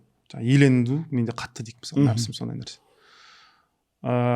Егер менің бизнесім өсу үшін мен ол бизнесті біреумен бөлісу керек болса, ол жерде нәпсім қиналады. Бірақ рухым қиналмайды. Өйткені не? Ол жерде жомарттық бар, жақсы не деген секілді, бөлісу деген секілді. Бірақ ләззатқа келгенде, харам секілді ләззаттарға келген уақытта нәпсім қиналмайды, ол ләззатын алады. Бірақ рухым қиналады да. Өйткені күнәлі нәрселер да, сондықтан бұл қиналу мәселесіне келгенде кейбір адамдар ақшасы үлкен бір кәсіпке барады, бірақ ол халал емес. Нәпсі өзі күшті өзін сезінеді, бірақ рух бычыт болады ана жерде. Андай Құдайдан ұялады, андай не істеп жүрмін я деген секілді, мынау осылай өліп кетем ба деген секілді, мынау қалай тоқтатамын деп, сосын оны тоқтата алмайды, бар ішімдікке кіреді деген секілді. Бір харам нәрсе екінші харам нәрсені тудырады, сөйтіп құлдырайды да былайша айтқан уақытта. А кейбір кісілерде болады, рухына жайлы халал жұмыс, бірақ қазір күткендей миллиондар беріп тұрған жоқ. Ол жерде нәпсі қиналады. Өйткені нәпсі тез миллионер болғысы келеді да. Вот сол кезде ол сабыр етсе 2-3 жылдан кейін жаңа миллиондарына жетеді. Бірақ басында ол жаңағында операционкадан өту керек, детальдардан өту керек, микроменеджмент өту керек, бүйту керек, өзі нәпсі қиналады да. Сондықтан бұл жерде қиналу мәселесіне келгенде ойлану керек, мен нем қиналып жатыр? Мен нәпсім қиналып жатыр, рухым қиналып жатыр. Сондықтан ең дұрысы нәпсі қиналып тұрса да сабыр етіп, рухыма жайлы болған іспен айналысу. Бірақ көп адамдар олай істемейді. Нәпсіме жайлы, бірақ рухыма жайсыз болған харам нәрсеге де кірейін дейді да. И сонымен құлдырап кетеді. Мысалы байқасаңыздар, андай жақсы ақшаға жұмыс істейді, бірақ 30-40-қа келген уақытта денсаулығын жоғалтып алған адамдар, олар нәпсінің қалауларымен, бірақ рухын езіп ақша тапқан кісілер. Содан ода жаңа денсаулық та кеткен, басқалар да кеткен, бүкіл жинаған ақша сол қайтадан денсаулыққа салады соны. Ал андай адамдар басында жаңа елдің бет шұқылап көрсеткеніне сабыр етіп, сені болмайтын бір нәрсе айналысып жүрсің деген, соған сабыр етіп жүрген адам, бірақ кейін байыған адамдар, оларда иншалла барлығы дұрыс болады да. Болады ғой, мысалы, мен біраз естимін андай. Кішкентай бір 2x2 квадрат метрді кішкентай бір островоктан бастаған едік дейді ғой, мысалы. Нәпсіге ауыр ғой енді ол. Ауыр өте. Әркімге бүйтіп кофе ішсе, сәлеметсі, анау бүйтіп ана фуражканы нені киіп алып, нету иіле беру деген секілді. Басында ауыр ғой ол. Өйткені достары да келіп, не істеп жүрсің деген секілді. Андай жерде отырып, мынандай бір островокқа келдің, қалай ол деген секілді. Нәпсіге ауыр да ол. Рухқа жайлы ол. Егер соны сабыр етсе, 2-3 жылдан кейін достардан да асып кетеді, нетіп кетеді, озып болады. Сондықтан бұл қиыншылық мәселесіне келгенде, смотря мен нем қиналып тұр, осы сұраққа жауап беру керек. И нәпсің қиналған өлмейді нәпс. Бірақ рухтың қиналғаннан кейін адам өзіне келуі екі талай. Ондай адамды қайтадан восстановить ету өте қиын. Рухты кірлетуге болмайды, рухтың сағын сындыруға болмайды. Бұл Алламен байланысты үзу деген нәрсе де ол. А нәпстің несін нетуге болады? Нәпс ол қайтадан нәпс өлмейді. Нәпсті өлтіру қайдан тіріліп алады дейсіз ғой. Иә, ол живучий, тараққан секілді, ол өлмейді ол. Күшті. Түсінікті. Яғни, окей. Келесі сұрағымыз, жалпы мындай сұрақта, чек-кассе или красавчик болу. Жаңа кәсібі өзін әрен жаңағы жабатын кәсіпкерлер бар. ақша келмейді, таза пайда жоқ, просто осындай кәсібім бар деп айқайлап жүреді. Бұл неден болуы мүмкін вообще? Детский травма ма, жалпы неден бұл? Осы мәселе, осы себептен мен психолог болып кеттім негізі. Оның тарихын айтайын. Мен аудитормын ғой негізі. Басында аудитор, бизнес-аналитик болғам. ТШО-да жұмыс істегенде бізде ТШО-ның бір келісім шарты бар. Оның өзінің подряд организациялар бар, 35. Сол кезде 35-ін енді. Ол 35-ның өзі де үлкен крупный компаниялар, үлкен компаниялар да. Там жүздеген техникасы бар, там бурильный нелері бар деген сияқты сөйтіп бөліп тастаған. Бірақ ол компанияның өздерінің есімдері документтерде ғана жүрмесе, былай халықтың көзінше жүрмейді. Бірақ келісімшарт былай, ол компаниялар ТШО-ның атынан жұмыс істей алады. ТШО-ның адамдар дейді да, негізі по факту ол ТШО-ның адам емес. Ол ТШО-ның жанында бір подрядчиктің адамдары да негізі. Бірақ ТШО солар ТШО-ның есімімен, брендімен жүргендіктен ТШО өзіне мынандай не болып қойған. Мен сені кез келген уақытта кел аудит жасай аламын деген сонда келісімшарт жасап қойған да. И біз внутренний контроль деп ICG деп аталады, жаңағы аудиторский отдел бар, сол жерде жұмыс істедім. И біз жаңағы 35 компания барып кіріп аудит жасайтынбыз. Финанста, операционка, ТБ, барлығын, складской, бүкіл енді инвентаризация барын жасайтынбыз. Сөйтіп мен аудитор жұмыс істеп жүрдім үлкен компанияларда. Сіз қай жақта жасадыңыз? Финанс, ТБ? Именно финансовый, жоқ, барын жасадық біз. Ол аудитта бізде барлығы кіреді. Ол жерде 8 направление болды. ТБ да кіреді, финанс та кіреді, бухгалтерия да кіреді, операционка да кіреді, жаңа не бизнес процесстер барлығы кіреді, в общем. Полностью 100% не аудит, внешний, внутренний барын жасайды. И сол негізі мынандай екен, үлкен компанияларда бастап, кейін МСБ-ға түскен дұрыс екен. Өйткені үлкен компаниялар жүйе бар ғой. А МСБ-да настроение бар да, на хозяин бизнес. Сондықтан мына жүйе көріп алып, мына жерге түскен уақытта сол дұрыс екен, оказывается. Аудитор үшін. Мен сөйтіп мына жақта жұмыс істеп, мына жаққа келгеннен кейін уже жаңа ТШО-дан кетіп мына Астанаға көшкен уақытта, ол кезде уже МСБ-ның несін аудит жасай бастадым. Вот сол кезде мен қатты қиналдым.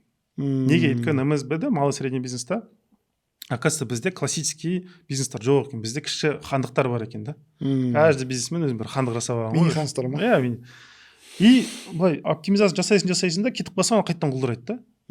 Сосын бар бизнесменмен келісесің, былай өзгертеміз. Я дейді да.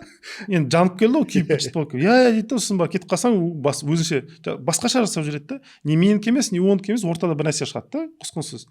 Ол маған ренжиді, сен сөз бердің, мен айтамын, сен қарашы, мына жерде келістік қой осылай жасаймыз деп. Тем более мен северный менталитетпен келген адам, менде четкость бар да.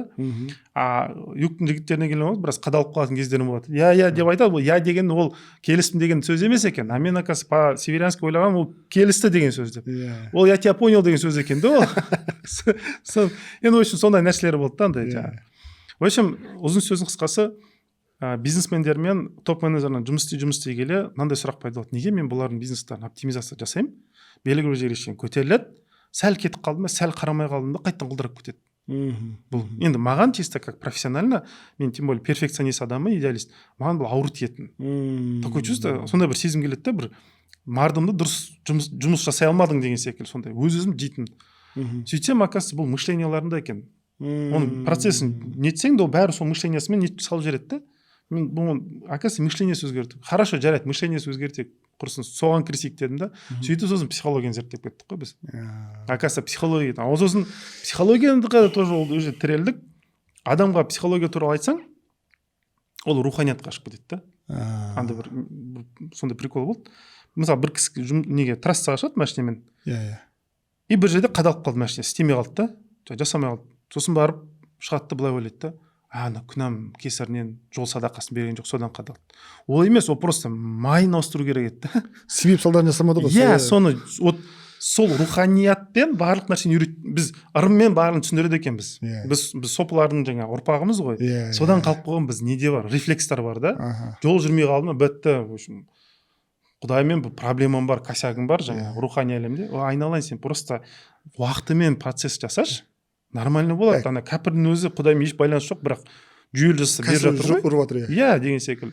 Сөйтіп, в общем, дінді де зерттеуге тура келді, рухани нәрсені. В общем, қазақты тәрбиелеу үшін, тәрбиешім деп айтып тұрған жоқ, бірақ қазақпен жұмыс істей алу үшін дінді де, психологияны да, бизнесті жан-жақты бүйтіп жүйелі бір немен келсе ғана қазақты нетуге болады екен. Өзі бұл қазақтың қиын болғаннан емес.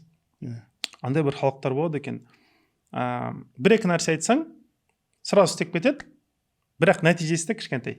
бірақ мен бұл жерде енді андай қазір мақтаншақтыққа басам, енді өзім қазақ болғаннан кейін де бәлкім бұны айтып жатырмын, бірақ қазақ халқы өте күрделі дана халық екен, өте терең халық, өте терең. Мен қанша шетелдіктерді консультация жасаймын, нелер шетелде жүрміз, бірақ қазақ халқы өте сложный дейді ғой, ешқай уақытта өте күрделі халық. Бұны тәрбиелеу да қиын, бірақ тәрбиеленсе бұл адамдар көп шығады.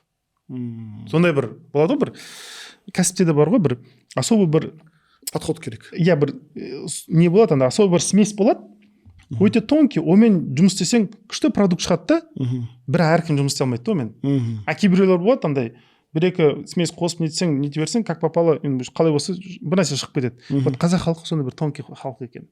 Өте тонкий халық, өте. Енді мен бұны қазір айта берсем ұзап кетеді, но сондай бір халық екенбіз. Сондықтан барлық нәрсені зерттеуге тура келді. Енді жаңа сұраққа қайтып келгенде, неге жаңағы көп адамда проблема болады? Өйткені біз малый средний бизнесте бизнес құрғысы келмейді көбісі.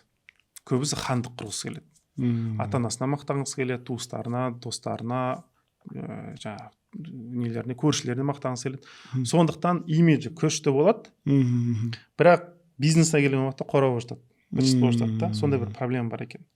Ол сол бизнеста бизнес құрам деген ниетпен нетсе, онда қайтадан түзетіп алады, аларысы. Бірақ егер жоқ, мен бұл жерде хан болып сезім келеді, өзімді үстелі бір ауырған уақытта барлығымен тыңдайды, десем аузыма қарайды десе, онда дұрысталмайды. Сол үшін талай жігіттер бар, андай вроде күшті бизнесмен деп ойлайсың, бір операционкасына кірсең, кредиті бастан асады, анаған қарыз, мынаған қарыз, ананы алып мынаған береді, жанталас, былай тауып жатқан ақшасы жоқ, бірақ имиджі өте әдемі. Ондайлар көп. Өйткені олар бизнес емес, хандық құрғысы келген. Әдемі болып көрінгісі келген. Сондай нәрсесі бар. Сондай шынымен де қазір қоғамда өте сондай көп болып кетті. Біраз енді әсіресе енді жас кәсіпкерлерде былай көп кәсіпкер болғысы келеді ғой, қазір сол тренд қалыпты, кәсіпкер деген келеді, дәке шай ішейік, кездесейік, сөйлесейік дейді. Сосын барып жаңа кәсібіне барасың, қарайсың, негізі өзінің экспертнесі вообще басқа салада, өзі вообще басқа кәсіп ашып алған. Мамасының травмасымен несімен ашып алған. Бірақ бір помещениесі несі тұр, нелері тұр, жаңағыдай мен айтамын, қалай жалпы енді мынау саған істеп жатсың ба деп, осының бір 15-20% ғана қолданады. Өзі эксперт емес.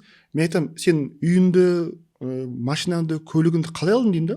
Мен ана кәсіппен алдым дейді да. Сен эксперт сонысың ғой. Мен соны, бірақ мынаны маған істеу керек дейді да. Сен давай, ладно, сен момент жүргенде қанша болды? 2,5 жыл болған. Давай отырайық, приход, доход, сальдо, жаңағы бәрін санаймыз, есептейміз бәрін.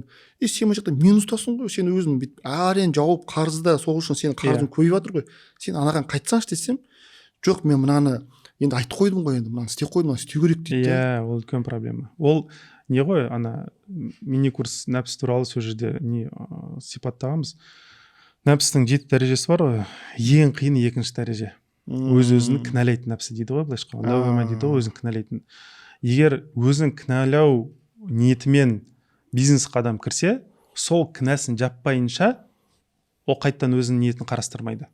Мысалы, мен анам жаңа жігіт секілді, или басқа жігіт, мен оң туралы айтпай қоймын, бірақ әкемнің алдында кінәм болса, бір нәрсе дәлелдегім келсе, мысалы, ол маған қарады, сен секілді ұл болғанша, 10 қызым болған артық еді деген, мысалы, сөздер болады ғой. Мен әкемен дәлелдеу үшін, жұрттың баласына қалмайым деу үшін бизнес ашқан болуы мүмкінмін. Мен уже бизнес жасап жатқан жоқпын. Мен әкемнің алдында кешірімді іздеп жүрмін. Сондықтан болады. Ол мен қабілетіме келеме қарамаймын. Мен кінәлімін өйткені.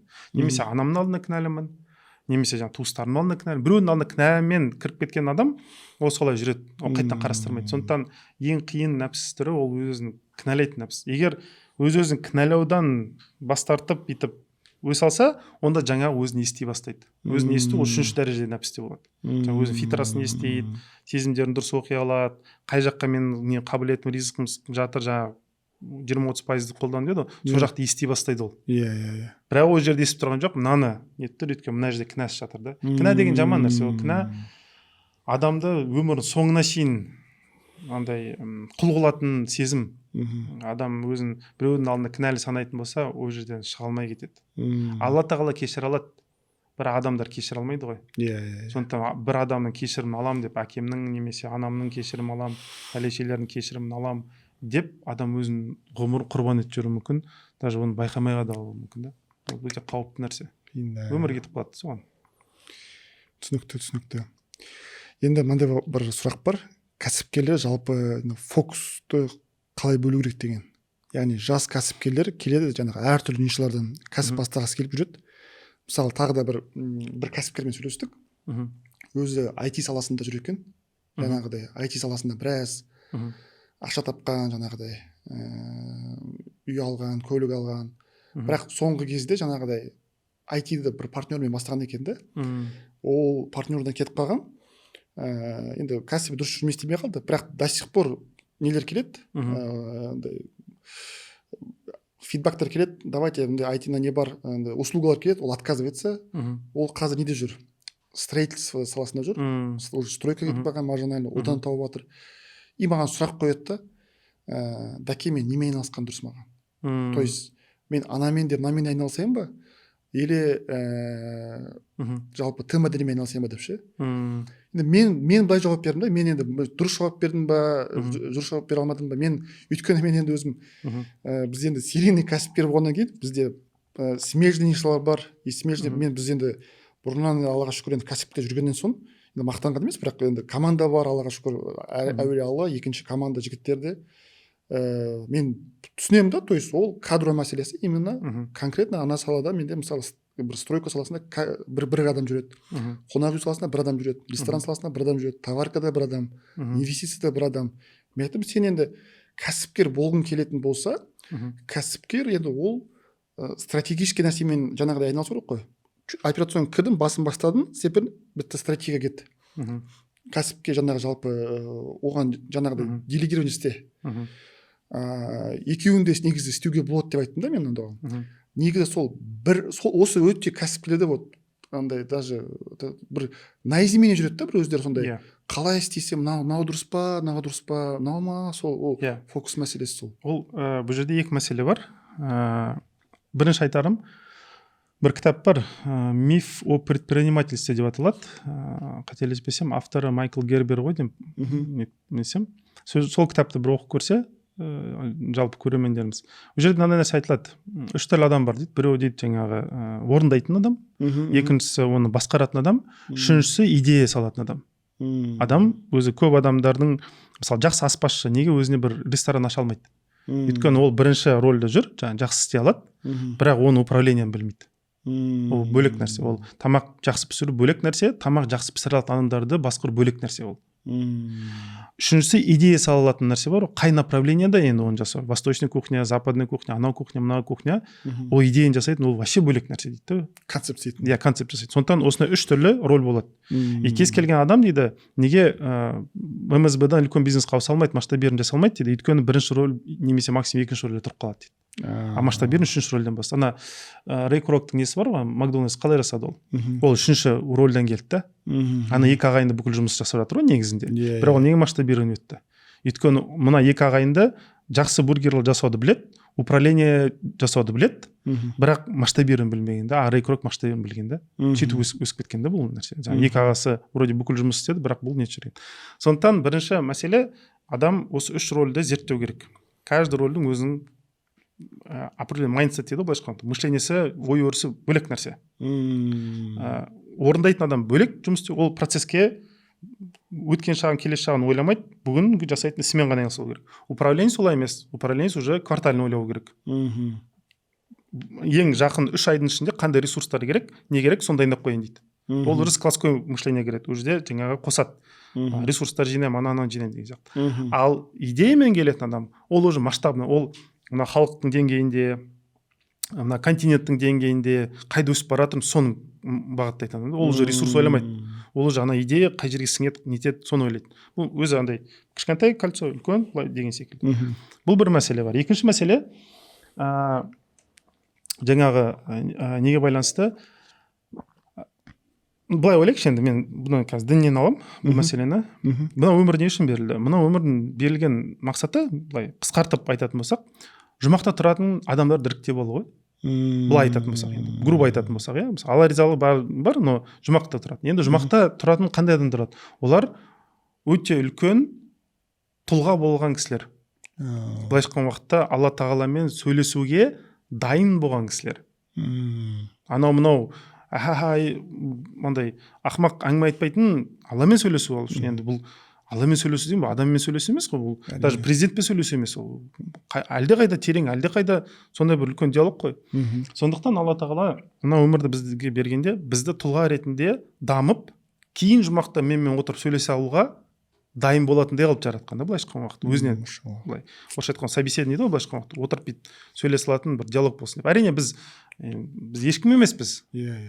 Алла тағала бізге мұқтаж емес, бірақ Алла тағала қалады, бізді жаратты, енді бізді жұмаққа дайындап жатыр. Жұмақта не істейді? Бізбен отырып жаңағы сөйлеседі.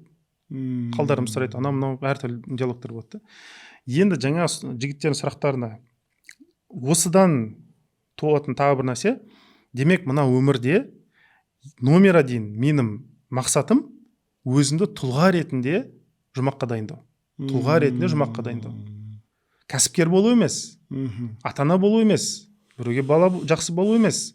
Бұның барлық ішіне кіріп кетеді үлкен бір тұлға болу. Сондай ой болса, ол кезде менде ана вижн дейді ғой, видение пайда болады. Уже мен былай сұраймын. Хорошо, жаңа 6 нәрсе дедік қой, жаңа дене, экспертность, жаңа рух дедік, кіммен араласам, қандай ақша болады, қандай миссия болады. Осы 6 сұраққа жауап беріп, былай сұрауым керекпін. Мына кәсіппен айналысқан уақытта 3 жылдың ішінде, 5 жылдың ішінде мен қандай тұлға болып шығамын?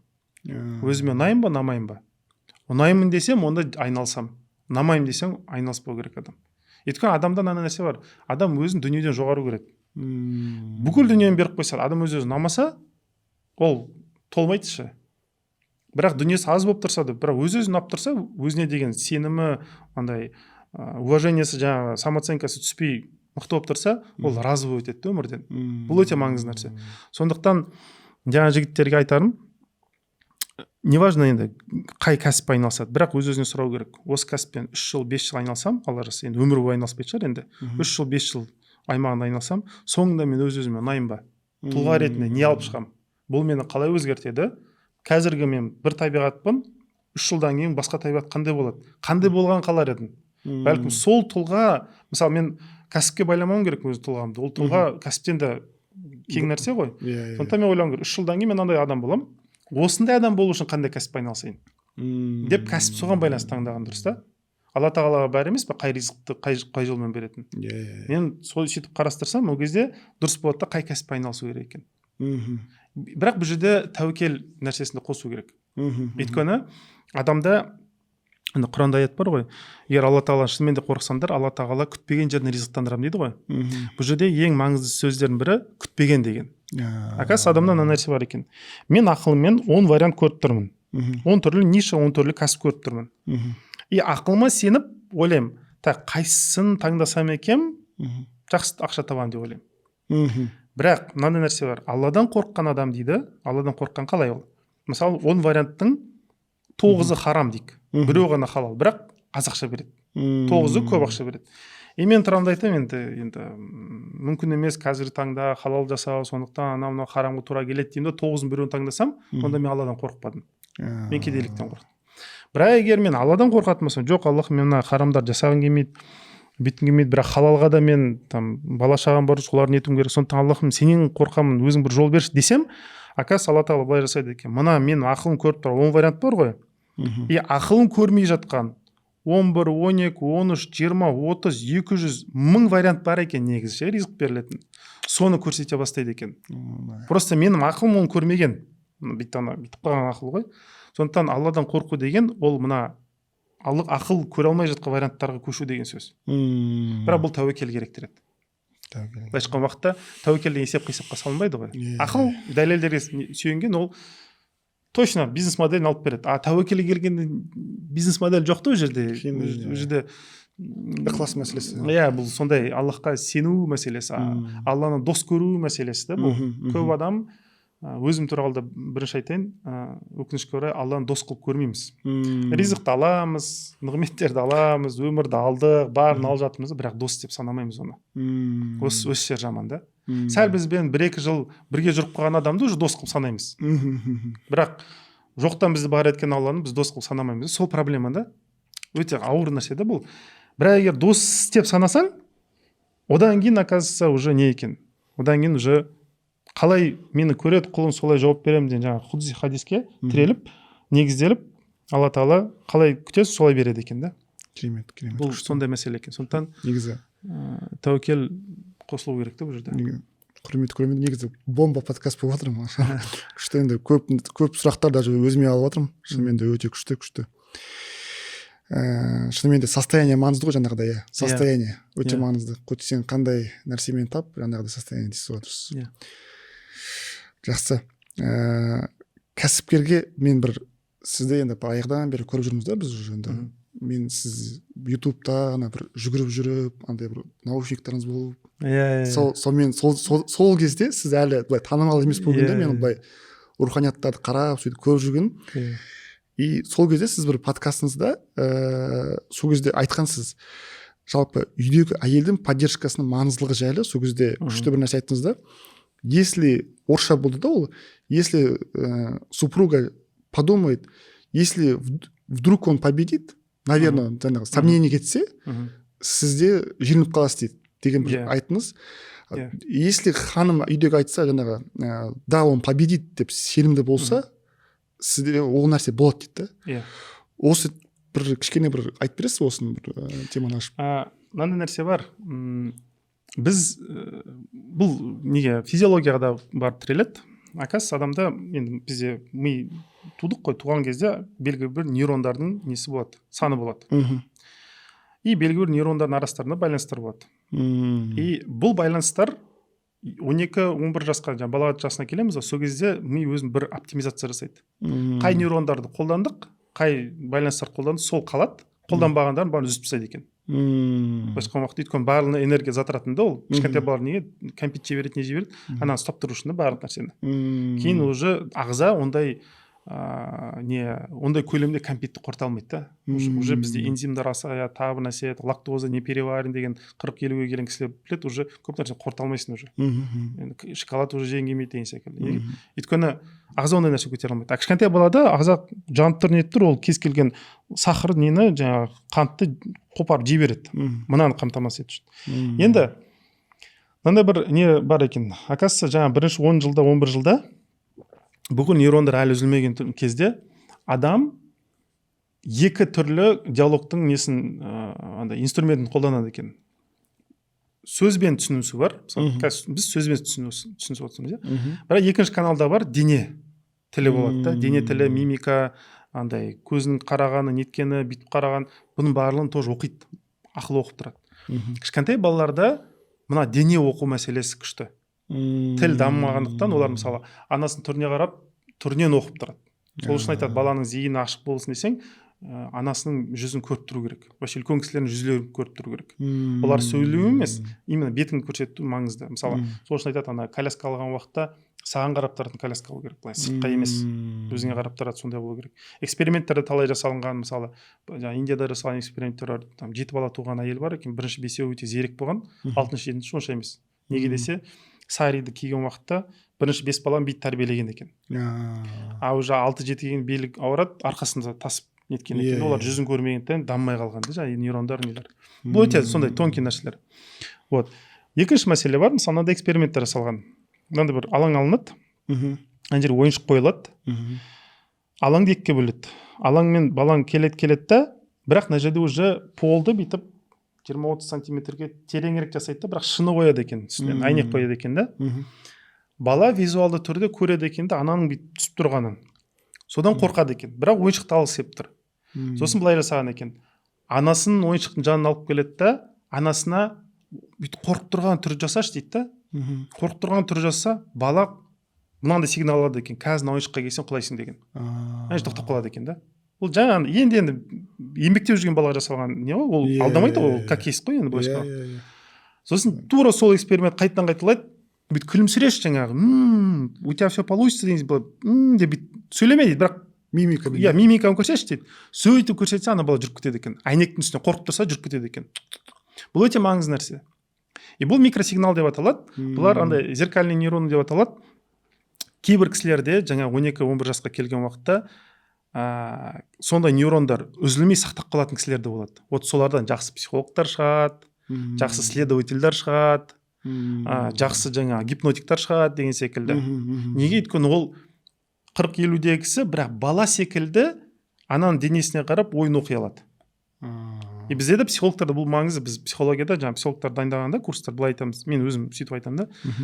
Клиент не айтты, ол неважно. Нені айтпады, қалай айтты, жасырып айтты ма, күліп айтты ма, жылап айтты ма, қорқып айтты ма, бүйтіп айтқысы келмей айтты ма, соған қарайды. Интонация, біз интонация қараймыз, біз неге қарамаймыз. Ол барлығы айтады, жоқ, мен андай барлық әлемге пайдалы болғым келеді, алла ризалығы үшін өмір сүргім. Бұл жаттанды нәрсе, кітапта айтылған банальный нәрселер. Бұл не айтпай қалды, между строк деген нәрселер, осыны оқи алу керек. Психологқа бұл өте маңызды.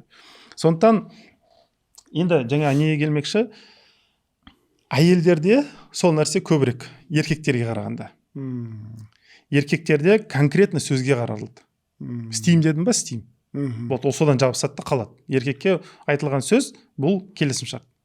Әйелге сөз емес. Әйелге интонация маңызды, тон, ренжіп, тембр голосы, бұның барлығы осыны оқиды да. Әйел де солай жауап береді. Сондықтан әйел еркекке қатты әсер ете алады. Жаңағыны микросигналдармен. Еркек оны байқамай қалады. Жалпы былай айтайын. Бұдан да терең бір нәрсе айтайын. Негізі Алла тағала былай жүйені құрған. Мына әлем жаратқан, иә? Әлемнің кілттерін еркекке берген. Сондықтан еркекке кәсіп жасау оңай. Кірсетіп, пытырлатып, әйтеуір, мұрны қанаса да алып келеді бір нәрсе, әйтеуір, сүйрет бір нәрсе алып келеді. Түннің бір ұрлап алып келсе алып келеді, бір нәрсе алып келеді, жұлып. Ал еркектің ішкі әлемінің кілттерін әйелге берген. Сондықтан әйел еркектің ішіне оңай кіріп шығалады.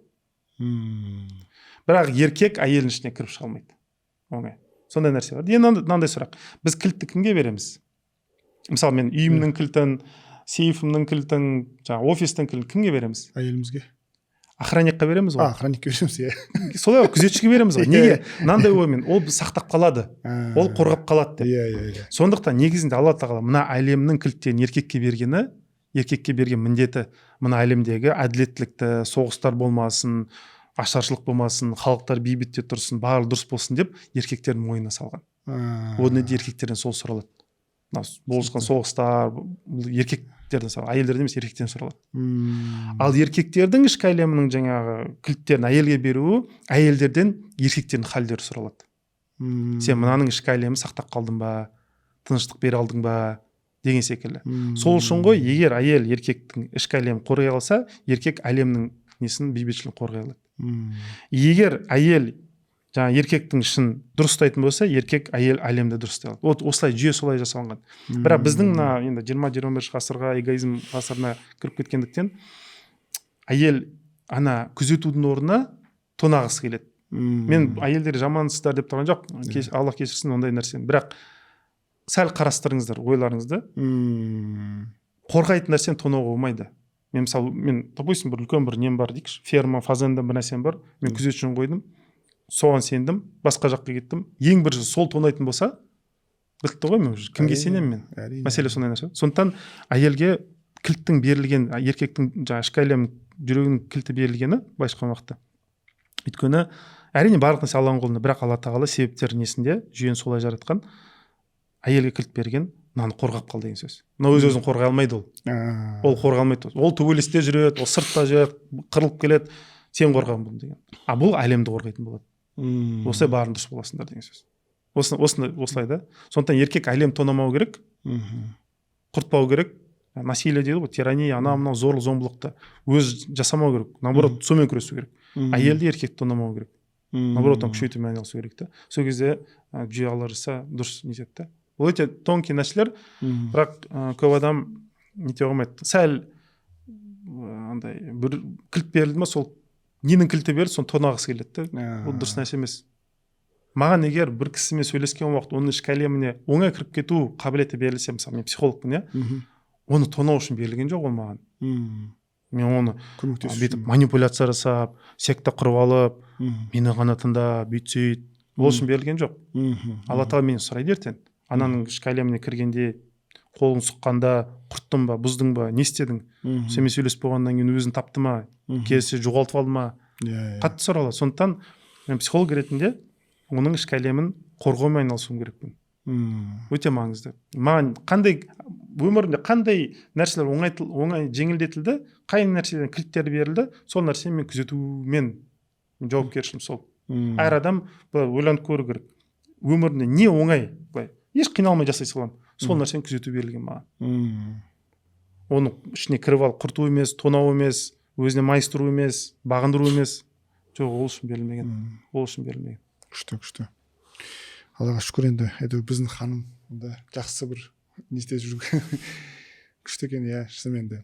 Үйде айтады ғой, шынымен де ханымның жалпы жақсы болу иманның жартысы дейді ғой, шынымен де.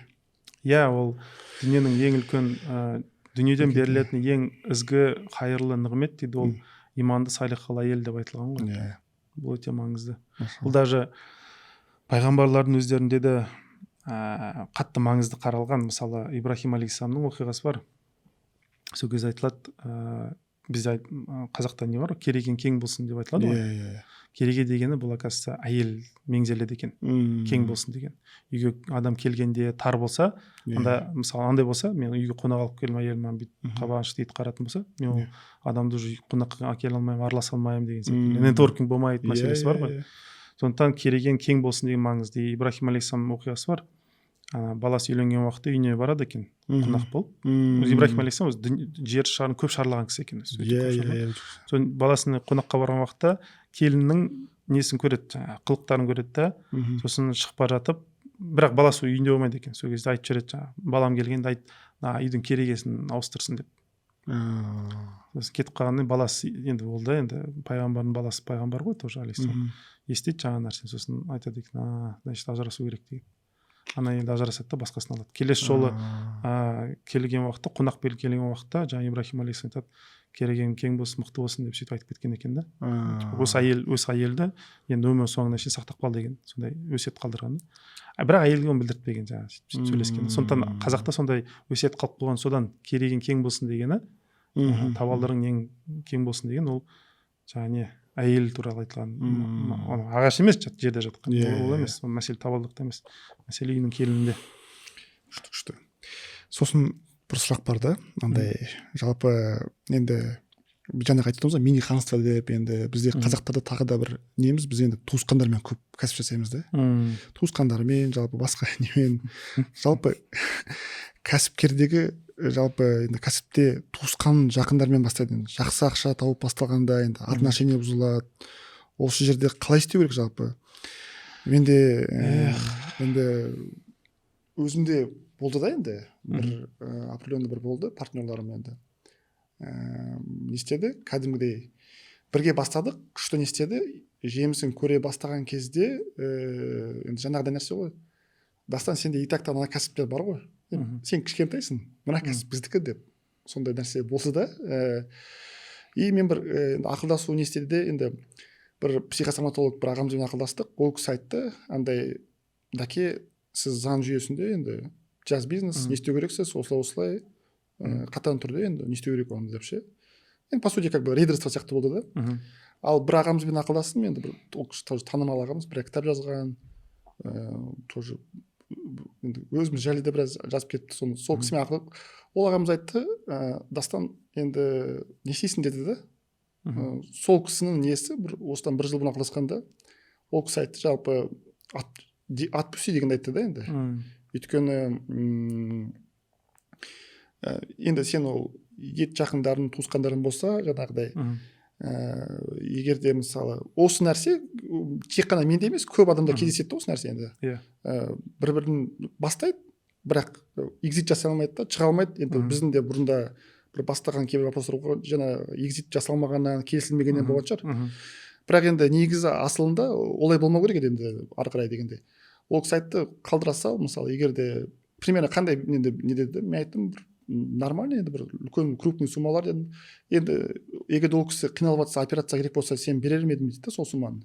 Бересің ғой? Иә, берем. Енді мысалы қазір сен әке шешеңді тірде өлтіресің ғой дейді да онда. Енді жақындарымен, туысқандармен солай отырса дедім де, содан кейін все окей дедім. Жақсы, қайырлысы деп кетті ол нәрсе. Жалпы осындай ситуацияда не істеу керек? Қалай болу керек? Бұл негізі бұл әлеуметтік нәрсе, социальный проблема дейді ғой.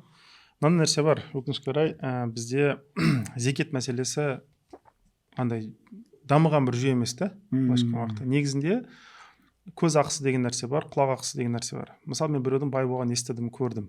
Иә? Мен қызықпай болмайды. Қызығамын, көремін, армандаймын, солай секілді болып көрсем деген секілді. Бұл не деген сөз? Аллах тағала бір кісіге байлық беріп жатса, оны басқалармен бөліс деп айтылған. Бақара сүресінде бар ғой, ғайыпқа иман еткендер, уақытылы намаз қылғандар және біз берген нығметтерін бөліскендер, солар мұттақин, яғни солар тақуалы деп айтылады. Сондықтан егер біреудің затына көз тігіп сондай нәрсе айтатын болса, біздің зат қой деген секілді, негізі Алла тағала сол кісілер туралы, сол кісілердің айтқанға қарама, айтқызған қара дейді, сол кісілердің аузымен айтып жатыр, сен зекетін төлесейші деген нәрсе ол. Бұл өте маңызды нәрсе. Енді зекет төлеу мәселесі қалай? Зекет төлесе, берсе, белгілі бір несін, ол кезде Аллах тағала арттырады. Зекет беру деген сөз, ол дүниеге ғашық болмау деген сөз. Тастай алу деген сөз, бас тарту деген сөз. Бұл Аллах тағала сөйтіп тексереді. 1 миллион береді, сосын қарайды. Енді Алла тағала заранее біледі, бірақ бізге сабақ болсын деп 1 миллион береді, бұл миллионның қаншасын өзінде қалады, қаншасын бөлсет, соған қарастырылады. Мақтанам, мақтанбай ма, тірелем, тірелмей ма, соны алып ал, зона комфортта кірме, кірмей ма, күнәларын жұмсаймын, жұмсамай ма деген секілді. Бұл үлкен бір эксперимент болады. Тәжірибе. Егер дұрыс істейтін болса, онда 2 миллион беріледі. Оны қалай бөлістіреді? Сосын 3 миллион, 4 миллион. Қай миллионда тірелді, одан жоғары көтерілмейді. Пока сол нәрсені қайттан дұрыс бөлісуді, дұрыс зекетінде садақасына беруді үйренбейінше келесі этапқа өтпейді. Бұл өте маңызды нәрсе. Бірақ бұл қағида, бұл иманы бар адамдар айтып тұр. Кәпірлерге емес. Кәпірлерге Алла тағала қарамайды. Оған беруін бере береді. Неге? Өйткені бәрі жұмаққа кіргізбейді. Сондықтан ол кісілерге бұл не береді. Иманды адамдар ол емес. Енді иманды адамдарға шартпен ғана береді. Егер сен көтер алсаң, бөліс алсаң, дұрыс істей алсаң, Құранның жаңа жазылған қағидалары бойынша істесең, сонда ғана беремін деген нәрсесі бар да Алла тағала. Сондықтан сонымен жұмыс істеу керек та. Сондықтан негізінде басқа адамдардың біреудің кәсібіне қатыспай жатып көз салуы, ол қызғанғаннан, бірақ жоғарыдан қарайтын болсақ, Алла тағала неге ондай нәрсені жаратты, біреудің қызғанышы мен кәсібіме неге тиіп жатыр, демек мен бір белгілі бір жерде садақаны, зекетін бермедім деген. Бұл бір. Екіншісі, байлықта, бақытта, тыныштықты ұнататын нәрселер ғой. Демек мен бір жерде мақтандым. Мақтанышымның қайтып келген маған несі жауабы. Сондықтан мен белгілі жерде асыра сілтеп көрсетіп қойсам, ол кезде уже проблема бас. Мысалы, кішкентай балам 1-2 жасқа толды, той жасадым, балам көрсеттім. Ертең балам бір нәрсемен ауырып қалса, сол тойдан кейін, сүрініп қалса, қол сынып қалса, тағы бір нәрсе, мен таңғалмауым керек. Неге? Өйткені бүкіл әлемге жарияладым да, ол мен балам, алтын, мынандай бала. Тай-тай енді басты, шебер бала, анау бала, мынау бала, домбыра шерте алады, бүйт алады, сөйт алады деп, мысалы. Мақтандым. Кейін ол бала 15-20 жасқа келген уақытта домбыра шертпек түгіл жаңағы ішіп кететін, бүйтіп кететін, сондай бала болса, мен таңғалмауым керек. Өйткені мақтанып әлемге жариялық. Сондықтан бір нәрсе өсу үшін көз ақысы деген нәрсе бар, көз тию деген нәрсе. Бұл нәрсе өте абай болу керек та адам. Жасыруды білу керек. Бұл Алланың маған андай айрықша берген бір сыры болуы мүмкін. Мысалы, маған сол байлық берілді, әркімге бөлісе берсін деп. Әркім басқа адамға басқа өз Алла тағала береді бөлек байлық. Неге мен онымен прям көрсетіп бүйтіп мақтану керек? Бұл көз бояушылық. Енді жақсы нәрсе емес. Қызғаныш өте ауыр сезімдердің бірі, оны екінің бірі жеңе алмайды, қызғаныш мәселесін. Бұл қатты кіріп кетеді, бұл халыққа бүкіл нететін. Сондықтан бұл бір мәселе бар. Екінші мәселе, енді бізде экономикалық жүйе капитализм болғандықтан, бұл жүйенің бір бәлесі андай ғой, адамды адамнан бөлетін жүйе. Біреулер қатты байып кетуі мүмкін, біреулер қатты кедей болып кетуі мүмкін. Әділетті болу үшін негізінде, енді мен бір жерде дінді насихат жасап жатқан жоқпын, бірақ қанша жүйелерді қарайсыз, социализм, коммунизм болсын, капитализм болсын, феодализм болсын, мысалы, рабовладелец дейді, құлдық жүйелер болсын. Барлық жүйелерді адамзат тарихында алып келген қарайтын болсақ, ең дұрыс жүйе негізі ислам шариғатымен жүрген жүйелер болған да негізі. Бұл жерде асты да тоқ болған, үсті да тыныш жүрген да. Қалған жүйелерде асты да аш жүреді, үсті қорқады да жүреді. В общем, революция бір нәрсе бола ма деп қырылады да жүреді, бүйтіп жүреді, сосын төңкерістер болады. Бұл тарихта үнемі болып тұрғандай. Сондықтан біз енді мынандай капиталистический андай жүйеде өмір сүргендіктен білуіміз керек біз, что қанша дегенмен бара жыл өткен сайын адамдардың арасы бүйтіп жыртыла береді. Оны қайттан біріктіруді, халықты біріктірудің бірден бір жол ол зекет мәселесі, садақа мәселесі. Ол алған табыстан халыққа қайтарып бере алу, мектеп сала алу, аурухана сала алу, және кредиттарын жауап беру, көмектесу, бұл өте маңызды нәрсе. Сонда не болмайды, барлығы дұрыс беріледі. Дұрыс. То есть адам жаңағыдай кешіре ала білу ғой, кешіре ала білу керек қой, кешірімді болып, то есть андай мен бір кешіре алған соң дегеннен кейін бір вообще күтпеген жерден бір рызық келді, басқа проекттер келді, үлкен, одан да үлкен проекттер келді. Все окей дедім да. Бұл неге ұқсайды? Мысалы, кішкентай бала дейікші, кішкентай бала мына ойыншықпен ойнады. Бұл ойыншықты уже зерттеп болды. Мен мына келесі ойыншықты көрсеткім келеді. Бірақ шарт бар. Мынадан бас тарт. Сен бұдан уже өстің. Мынаны ал. Мынадан бас тарт, кейде мынау. Мына бас тарт, мынау. Деген секілді. Адам сөйтіп, мына дүние ойыншық секілді. Ойыншық ауысып тұрады. Егер жібере алсаң ескі ойыншықты. Бұл өте маңызды нәрсе. Сондай нәрсе бар да. Сондықтан, бірақ егер мынаған жабысып қалсам, онда мына ойыншықтар көрмеймін мен уже. Енді жаңағы нәрсе сұрақ туындады, жаңағы көз тию, сөз тию деген ше. Маған жалпы келетін көп кәсіпкерлер бар, басқа кісілер бар әңгімесінде енді былай қарайсың, енді не то, что там жалпы былай Инстаграм, былай жалпы бір кәсіп бастау, былай проявляция өтеді ғой енді. Бір өзін көрсету, туысқандардың алдында, басқаларында сонда көз тиеді, сол жалпы қатты андай көз далаға шықса өліп қалады адам жақты. Мен айтамын, нәрсе бастасайым енді, мынаны қарағасын көріп, все деп. Сондай нәрсе бар да, бірақ көз тию, сөз тию, ол да бар ғой енді. Осының гранин қалай қарау керек вообще? Енді бұл жерде енді главный ниет брат дейді ғой. Мынандай мәселе бар да. Кей адамдар сыртқа шығады өзін көрсету үшін. Кей адамдар болады сыртқа шығады Алланы көрсету үшін. Бұл жерде амалда емес, бұл жерде ниетті мәселесі да. Ниетті. Бұлай ғой, егер мен бұрын енді басында жаңа блогты бастағанды ойлайтын, енді өзім аудитор болғандықтан бұрын жиналған кейстер болады, әртүрлі бизнестер, просто атауларын айтпай, мына бизнесті былай жасайсың деп, сондай рубрика ашам деп ойлағам негізі басында. Бірақ оны істемеген себептердің бірі, егер мен ондай нәрсе жасасам, басқалар көреді, көстеді, тағы нәрсе, мен де көтере алмай, мақтанып кетемін, қорқыныш болды да менде, сосын оны жауып тастадым. А так негізі онда болған менде. Просто эксперимент ретінде. Сіз өшінде кейстерін көрсетпейсіз вообще? Көрсетпей отырсам. Өйткені бұл енді мониторинг жасаймыз, былай қараймыз, халық қай түр ақпаратты қабылдай алады, соған байланысты жасаймыз да кейбір нәрселерді ше. Өйткені кейбір ақпараттар болады, оны айтсаң, халық одан сен шатасып кетеді. Одан сен көтере алмай кетеді. Сондай ма деген секілді. Ол маңызды ақпарат өсек несіне дәрежесіне түсіп кетеді да, бытшыт болады ана жерде. Сырда кетеді, анауында кетеді.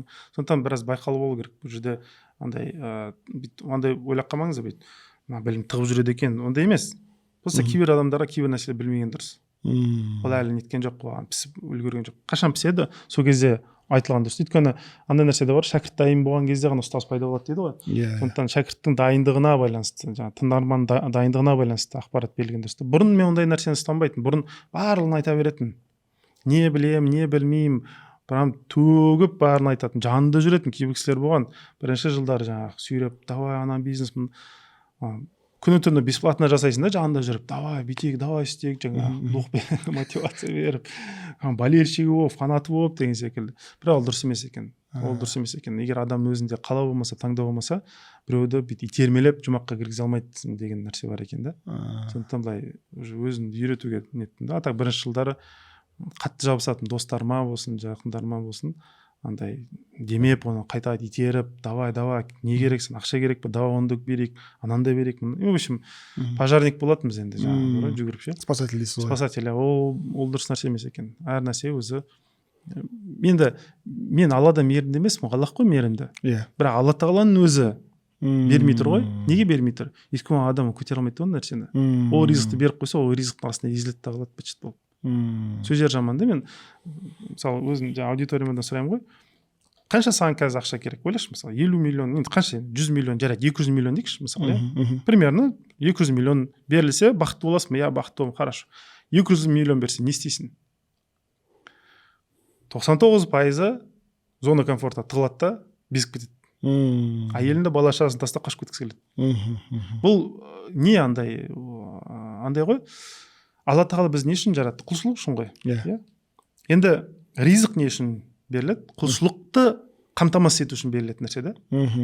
Егер адамға, құлға ризық берілді, бірақ ол құлшылыққа бұрылмай зона комфорта тығып жерсе, ол ризық оған харам. Ол не по назначению кетті. Мысалы, допустим, енді кәсіпкерсіздер білесіздер. Мысалы, бюджет бөлінді, исполнительный директорлік айтылды. Міне, осы бір кварталдың ішінде жаңа бір точка аш деп. Ал точка емес, өзі қалтасы салып алды, тайып тұрса. Мен не үшін бөлдім ол нәрсені? Ол қайда кетті? Дұрыс емес қой ол. Сол секілді, уже оған уже ақша бөлінбейді. Адаммен уже жұмыс істелінбейді. Алла тағала солай істейді. Қай құлы, қай ризықты берілген уақытта не жасайтын біледі ғой. Сондықтан егер қатты көп, мен көрермендер айтарым, қатты бір нәрсе сұрап жатсыздар, жылдай бойы сұрап келесіздер, бірақ ризықтарыңыз көтерілмей жатса, демек, ол ризықты сіздер ала салысымен басқа жаққа кетіп қалайын деп тұрсыздар. Сол үшін Алла тағала бергісі келіп тұрған жоқ. Өйткені ол ризық желкеден шығады, қазақша айтпақшы. Сақтап тұруға Алла тағала бар. Иә, сондай нәрсе. Бірақ олар ойлайды, Алла тағала бермейді, мені жек көреді, ана күнә, мына күнә. Олай емес. Ол просто ризықты берсе бар ғой, өзің жоғалтып аласың. Ол жерде уже басқа жаққа кетіп қалады мәселе. Жақсы, керемет. Енді ақырғы бір-екі сұрағымыз қалыпты, соңғы. Жалпы біраз өте кәсіпке пайдалы, өте күшті сұрақтар ашылды. Жаңағы талқыланды деп ойлаймын. Көрермендерге өте пайдалы отыр деп ойлаймын. Шынымен де Алла разы болсын. Енді бір подкасттарыңызда соңғы бір тыңдап қалдым да, айна концепциясы жайлы. Жалпы сен қандайсың? Жалпы саған келетін адамдар сондай. И мен енді кәсіпкер болғанда, кәсіппе де сен қандайсың? Кәсібім де сондай болады. Яғни көп кәсіпкерлер жаңағы келеді, кәсіптерін өзгерткісі келеді, бірақ өздері өзгермейді. Яғни сол үшін қадалып, не бір факаптары болып жатады, өзінің проблемасы қалай шешуге болады екенін білмей жатады. Ана кәсіп бітеді, қарайсың, мына кәсіпті мынадан қадалып жатыр, ананың әжеден бір нәрсе алып мынаған кіріп кеткен. И қарайсың да, жалпы негізі проблема өзінде бар да. Сол жалпы сен қандайсың, кәсібінде сондай айна, осыны қалай ол жалпы? Ол енді айна мәселесіне келгенде алдын ала былай айтайыншы, айна концептісін қазіргі таңда қазақ халқы жаппай бүйтіп қабылдауға дайын емес. Оның себебі бар. Өйткені көбіміз депрессияда жүрген адамдармыз. Қазақ халқының қазіргі жағдайы енді сондай нәрсе бар. Жаңалықтар тыңдасаң да, анау быт-шыт болыпты, мынау быт-шыт болыпты, мынау қирапты, Фейсбукты ашып қалсаң, вообще ол жерде прям кәдімгі бір ақыр заман келе жатқан секілді сондай бір атмосфера келеді. Ойбай, үмітсіздікке түсіп кеткен, зарлап жылағандар деген секілді. Бұл не? Бұл ненің белгісі? Бұл жаңа нәпсістің 7 дәрежесі еді ғой, 2-ші дәрежесіндегі ең қиыны өз-өзін кінәлайтын нәпсі. Өз-өзін кінәлайтын нәпсі көрінген нәрсені сылтау етеді, өзін жамандау етер. Мен жаман күйеумін, мен жаман әйелмін, мен жаман анамын, мен жаман әкемін, мен жаман қызмын, мен жаман ұлмын, мен жаман кәсіпкермін, мен жаман, өйшім жамандау әйтеуір. Бір нәрсе болмай қалса, әйтеуір менен жаман адам жоқ. Бұл 2-ші дәрежеде нәпсінің сондай бір үлкен бір ауруы. Өз-өзін жамандай беру. Жел болмай қалды, мен жаманмын. Жел болды, мен жаманмын. Барлық нәрсені өзін бүйтіп қыстыра береді. Найзағай шарқ етсе де, мен жаманмын, Құдай біледі, анау маған келе жатқан найзағай болған дей салады ше. Жұлдыздар қисық тұрса, мен барлық нәрсе мен тыға беретін сондай бір қиын бір нәпсі. Енді ол нәпсі, мысалы, мен өзім жамандай берейін, жамандай, еще маған үстінен, сенің кәсібің айна ғой, сен қандай сондай десе, мен одан сен кіріп кетемін да. Быт-шыт болып кетемін. Сондықтан 2-ші дәрежедегі жүрген, өз-өзін кінәлай береді, өз-өзін жей беретін адамдарға айна концептісін қабылдай алмайды оның психикасы. Айттым ғой, барлық ақпаратты адам көтере бермейді. Оны қабылдаса быт-шыт болып кетеді. Сондықтан айна концептісі нәпсі 3-ші дәрежеге, өзін еститін нәпсіге ауысқан уақыт, өзін кінәлаудан бас тартып, өзін сезімдерін ести бастаған уақытта, миссияға ауыса бастаған уақытта, тыныштала бастайды ғой нәпсі. Сол кезде айнаны жақсы қолданылады. Тынышталды, айнаға қарап, мына жерім дұрыс емес екен, жарайды. жинап тастайын, мына жерім дұрыс емес екен, мына жерін бүйтіп тастайын дейді да, спокойно жүре береді, қиналмайды. Ал екінші дәрежедегі адам, өзін қатты кінәлап тұрған адам, кез келген нәрсені алып өзін сабалай беретін адамға айнаға бүйтіп алдына қойып қойсақ, мына кішкентай нәрсені бар, ойбай дейді, қолын кесіп тастайды ол. Ойбай дейді, мынаны ойып тастайды. Яғни өзін құртуға мақсатталған ғой, оған сылтау керек. Не болса да мен өзімді өлтіруім керек. Бізде неге мысалы суицид өте жоғары деңгейлерде Қазақстан, мысалы әлем бойынша, өйткені екінші дәрежеде нәпсіде жүрген кісілер. Әйтеуір бір сылтау тауып, әйтеуір өліп қалу, әйтеуір өліп қалайыншы. Ана үлкен кісілер ұрсады ғой, барыңнан жоғың деп, мысалы туып алады да, сосын деп айқайлайды ғой, сол қалып қойған нәрсе. Ол өмір бойы андай не жүреді. Мен бекер тудым, Алла мені бекер жаратты. Мен вообще ошибка природы дейді ғой, болмауым керек еді. Сондай жүрген. И вдруг оған айна алып келген уақыт ойбай өзін шошиды да, өзін өлтіріп кетеді. Сондықтан айна концептісін әркім қолдана алмайды. Ол үшін адам тынышталу керек, өзін соттаудан бас тарта алу керек. Сол кезде айнаны алдын алып келсеңіз де, ол кезде ол шошымайды, өзін дұрыстаумен айналысады. А өзіне шошып жүрген күйі айна алып көрсетсе, ол шошып кетеді. Бұл бір мәселе. Екінші мәселе, негізінде кез келген біздің ісіміз, амалымыз, тек қана кәсіп емес, жалпы кез келген амалымыз бізді көрсетеді. Ол біздің айнамыз. Алла тағала, мысалы, былай айтайын, допустим, мен бардым бір күнә жасадым. Мен былай ойлаймын, кез келген адам былай ойлайды, көп адам. Мен күнә жасадым, сондықтан мен тозақтықпын деп ойлайды. Конкретно күнә бар, содан шыққан нәтиже бар, соған байланысты үкім шығады, содан байланысты жаза болады деп солай ойлайды. Бірақ бұл қате. Бұл қате, олай емес. Бар нәрсе ниеттен басталады. Негізінде о баста мен өзімді тозақтық санағандықтан барып күнә жасадым. То есть көп адам былай ойлайды, мен күнә жасадым, сондықтан мен тозақтық. Жоқ, олай емес. Өзіңді тозақтық қылып санағандықтан күнә жасайсың. И негізінде мен жасаған амалдарым, мен өзімді қай жерде көріп тұрмын, соны көрсетеді маған. Мысалы, мен өзімді жұмақта көрсем, шынымен де түп санамда, жүрегім түбінде сенсем жұмақтықпын деп, онда мен амалдарым жұмаққа қалып баратын амалдар бола бастайды. Шынымен де мен өзім жазалаған келсе, тозақтықпын деп санасам, онда мен амалдарым тозақ қалып баратын амалдар бола бастайды. Бұл өте маңызды. Бірақ біз мына жерде жасырамыз ғой көп нәрсені. Түсінбейміз, оқымаймыз, немесе зерттегіміз келмейді, үңілгіміз келмейді. Сондықтан біз амалға қарап өзімізге үкім шығарамыз. Жоқ, Алла тағала жүйені былай жаратқан. Қандай өзіңді көресің, сондай амал шығады сенен. Амал сенің ішіндегі иманыңның, сеніміңнің жемісі. Ол жемістен не шыққан жоқ, ол керісінше. Барлық нәрсе мына ішкі жақта басталады. Идеядан басталады, рухани, сол рухани әлемде басталады бар. Кейін ол мына шахада әлемі дейді, материальный әлемге шығады. И амал ретінде көрінеді. Түсіндіре алдың ба?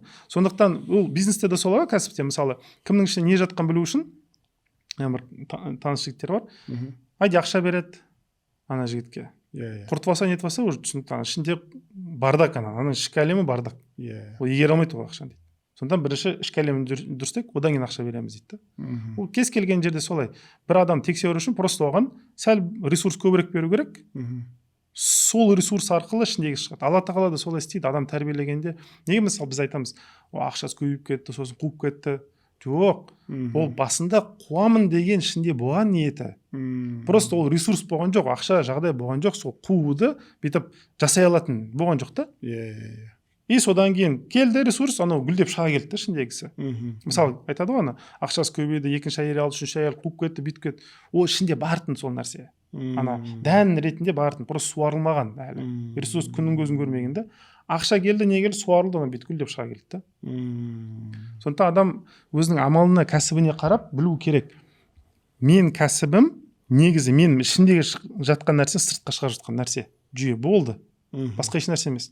Ішімде шынайылық болса, ана жерде шынайылық болады. Ішімде әділеттік болса, ана жерде әділеттік болады. Ішімде бардак болса, бизнесте де бардак болады. Болды. Сондай мәселе да. Сондықтан мен өз-өзіммен жұмыс істеуім керек. И бұл ана аятқа да бар тірелді. Өзің қандай болса, халің сондай болады деген. Болды. Бірақ бізде мынандай бір проблема бар. Карл Маркстың коммунизм, социализм несі бар ғой? Андай бір несі бар да олар.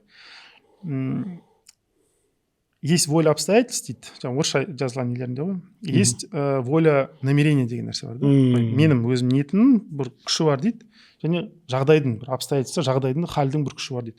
Мынау жағдай сенің ниетің үнемі жеңіп келеді деп түсіндіріп келді да. Соған негізделіп социализм мен коммунизм құрылған. Яғни былай дейді, социализм идеясы қалай? Сен ешнәрсе игере алмайсың, сондықтан сен игеру үшін біз сен жағдайыңды қатырып тастауымыз керек, сол кезде сен жүресің. Мысалы, допустим, сен алкаш болмас үшін біз әдейі алкогольді алып тастауымыз керек, сол кезде сен нормально өмір сүресің. Сен еңбекқор болу үшін сені еңбекке баулайтын нәрселермен қоршап қою керек, сол кезде еңбекқор боласың. Яғни біз саған айтуымыз керек, қандай болуың керексің деген не бар да, идея бар. Сондықтан социализм, коммунизм сонымен жүрген. Бірақ бұл дінге қарама қарсы. Олай емес. Дін айтады, сен ішкі жағдайың қандай болады, соған байланысты не болады. Халық қандай болады, сондай басшы беріледі деген секілді. Коллектив қандай болады, сондай бизнесмен деген секілді. Бұл өте андай не маңызды нәрсе. Сондықтан бірақ енді бұл тәкаппарлыққа, көкірекке барады. Сондықтан көп адам жоқ деп мойындағысы келмейді, и мойындамағандарға да мен еш нәрсе демеймін. Бірақ ниетің қандай болады, өзіңді жұмақта көрсең, жұмақтық амалдар шығады ішіңнен, өзің тозақтық көрсең, тозақтық амалдар. Сондықтан не көресің өзіңді, соны сұрау керек. Күшті. Енді жалпы соңғы сұрағымыз, енді бір сіздің жаңағы подкасттарыңыздан, өзіңізден де жалпы естіп жүреміз. Адамның жалпы андай дейді ғой, дүниеге жаңағы ана дүниеге барғанда күнәлар үшін адам енді осы өмірде жаңағы кешірім сұраса, Алла тағала кешіреді, яғни ондан жаңағы жасапқан. Ал бір потенциалы бар нәрсе, мысалы бір шынымен де бір болады да, мысалы бір көресің, жаңағыдай кәсіп болсын, басқа болсын, бір потенциал жасағысы келеді, бірақ жасамайды да соны. И сол нәрсе үшін адам сұралады дейді. Иә. Осыны жалпы бір мысалы бір жүреді, бір өмір бақи бір жерде жұмыс жасап жүреді, бір хотя бы бір өзінің бір кішігірім бір несін потенциалын жасай алмайды там. Даже кәсіп демей қойық, даже мысалы бір Ocean Man-ға там Iron Man-ге қатысқысы келеді, оның өзін бір жасамайды. Бірақ жасай алатын оның несі бар, потенциалы бар, физически денсаулығы бар деген сияқты. И осыны вообще қалай осымен нәрсемен былай не істеу керек? Бірінші мынандай жаңа потенциал үшін сұралды деген, ол ана хадиске барып тіреледі. 4 сұраққа жауап бермейінше адам бір қадам баспайды дейді ғой. Жаңағы өмірін қайда жұмсады, байлығын, білімін, жастық шағын деген секілді. Бұның бәрі потенциал да негізі. Совокупный дейді ғой. Жинап келген уақытта бұл потенциал бұның бәрі. Вот, сондықтан, потенциалды қолданбаған, жүзеге асырмаған адамдар сұралады. Өйткені Алла тағала енді біз сендерді ойын болсын деп еріккеннен жаратқан жоқпыз деген нәрселер бар ғой енді. Сонда аяттар бар да. Енді мен өзімше жаңағы мағынасын нетіп жатырмын. Сондықтан мынандай мәселе бар да, адам мына потенциал менікі деп айтпау керек. Қате осы жерде кетеді. Енді маған берілді ғой, өзім білемін ғой. Жарайды, өзің білесің, одан неде онда өзің ғана жауап бересің. Онда басқа біреулерден шапағат, көмек сұрама онда. Пайғамбар саллаллаху алейхи вассаламнан шапағат сұрама онда. На то пошло, былай конкретно болсын. Өзімдікі десең, хорошо, өзің ғана жауап бер. Бітті, бүкіл адамзат араласпайды. Ешкім саған көмектеспейді. Егер соған келсем десең, онда мен потенциалым деп до конца жизни айтсаң айта бер. Бірақ егер о дүниеде қысылып қалдым, жұмаққа кіре алмайатырмын, тозақ артынан жүгіріп келе жатыр, жейін деп жатыр, азаптайын деп жатыр деп қорқып тұрсаң, Пайғамбар саллаллаху алейхи вассалам шапағатын қатты қаласаң, онда потенциал менікі деп айтпа. Онда бұл потенциал үмметке берілген, бөліссін деп, Пайғамбар саллаллаху алейхи вассаламның үмметіне қызмет етсін деп берілген. Солай деп көр потенциалын. Сондай мәселе бар. Сол кезде справедливо болады да, конкретно болады, бұл әділетті болады да. А так мен потенциалым дейіп алады да, сосын барып ең соңында о дүниеге барғаннан кейін Пайғамбар саллаллаху алейхи вассалам етегінен жабысады, көмектес. Болмайды ғой олай. Сондықтан адам бір жақты болу керек та, конкретно өзіне несіне андай сөзіне сай болу керек те, іс-әрекеті.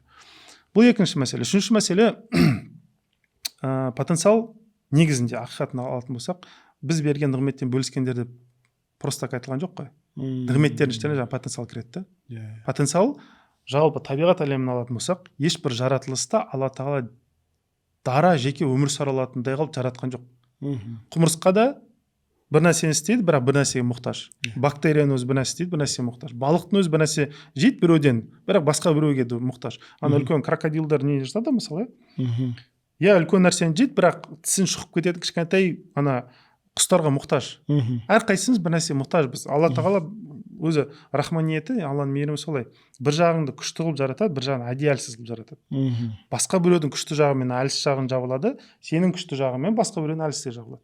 Еркек пен әйел де сондай. Еркектің мықты жағы әйелді қорғау үшін.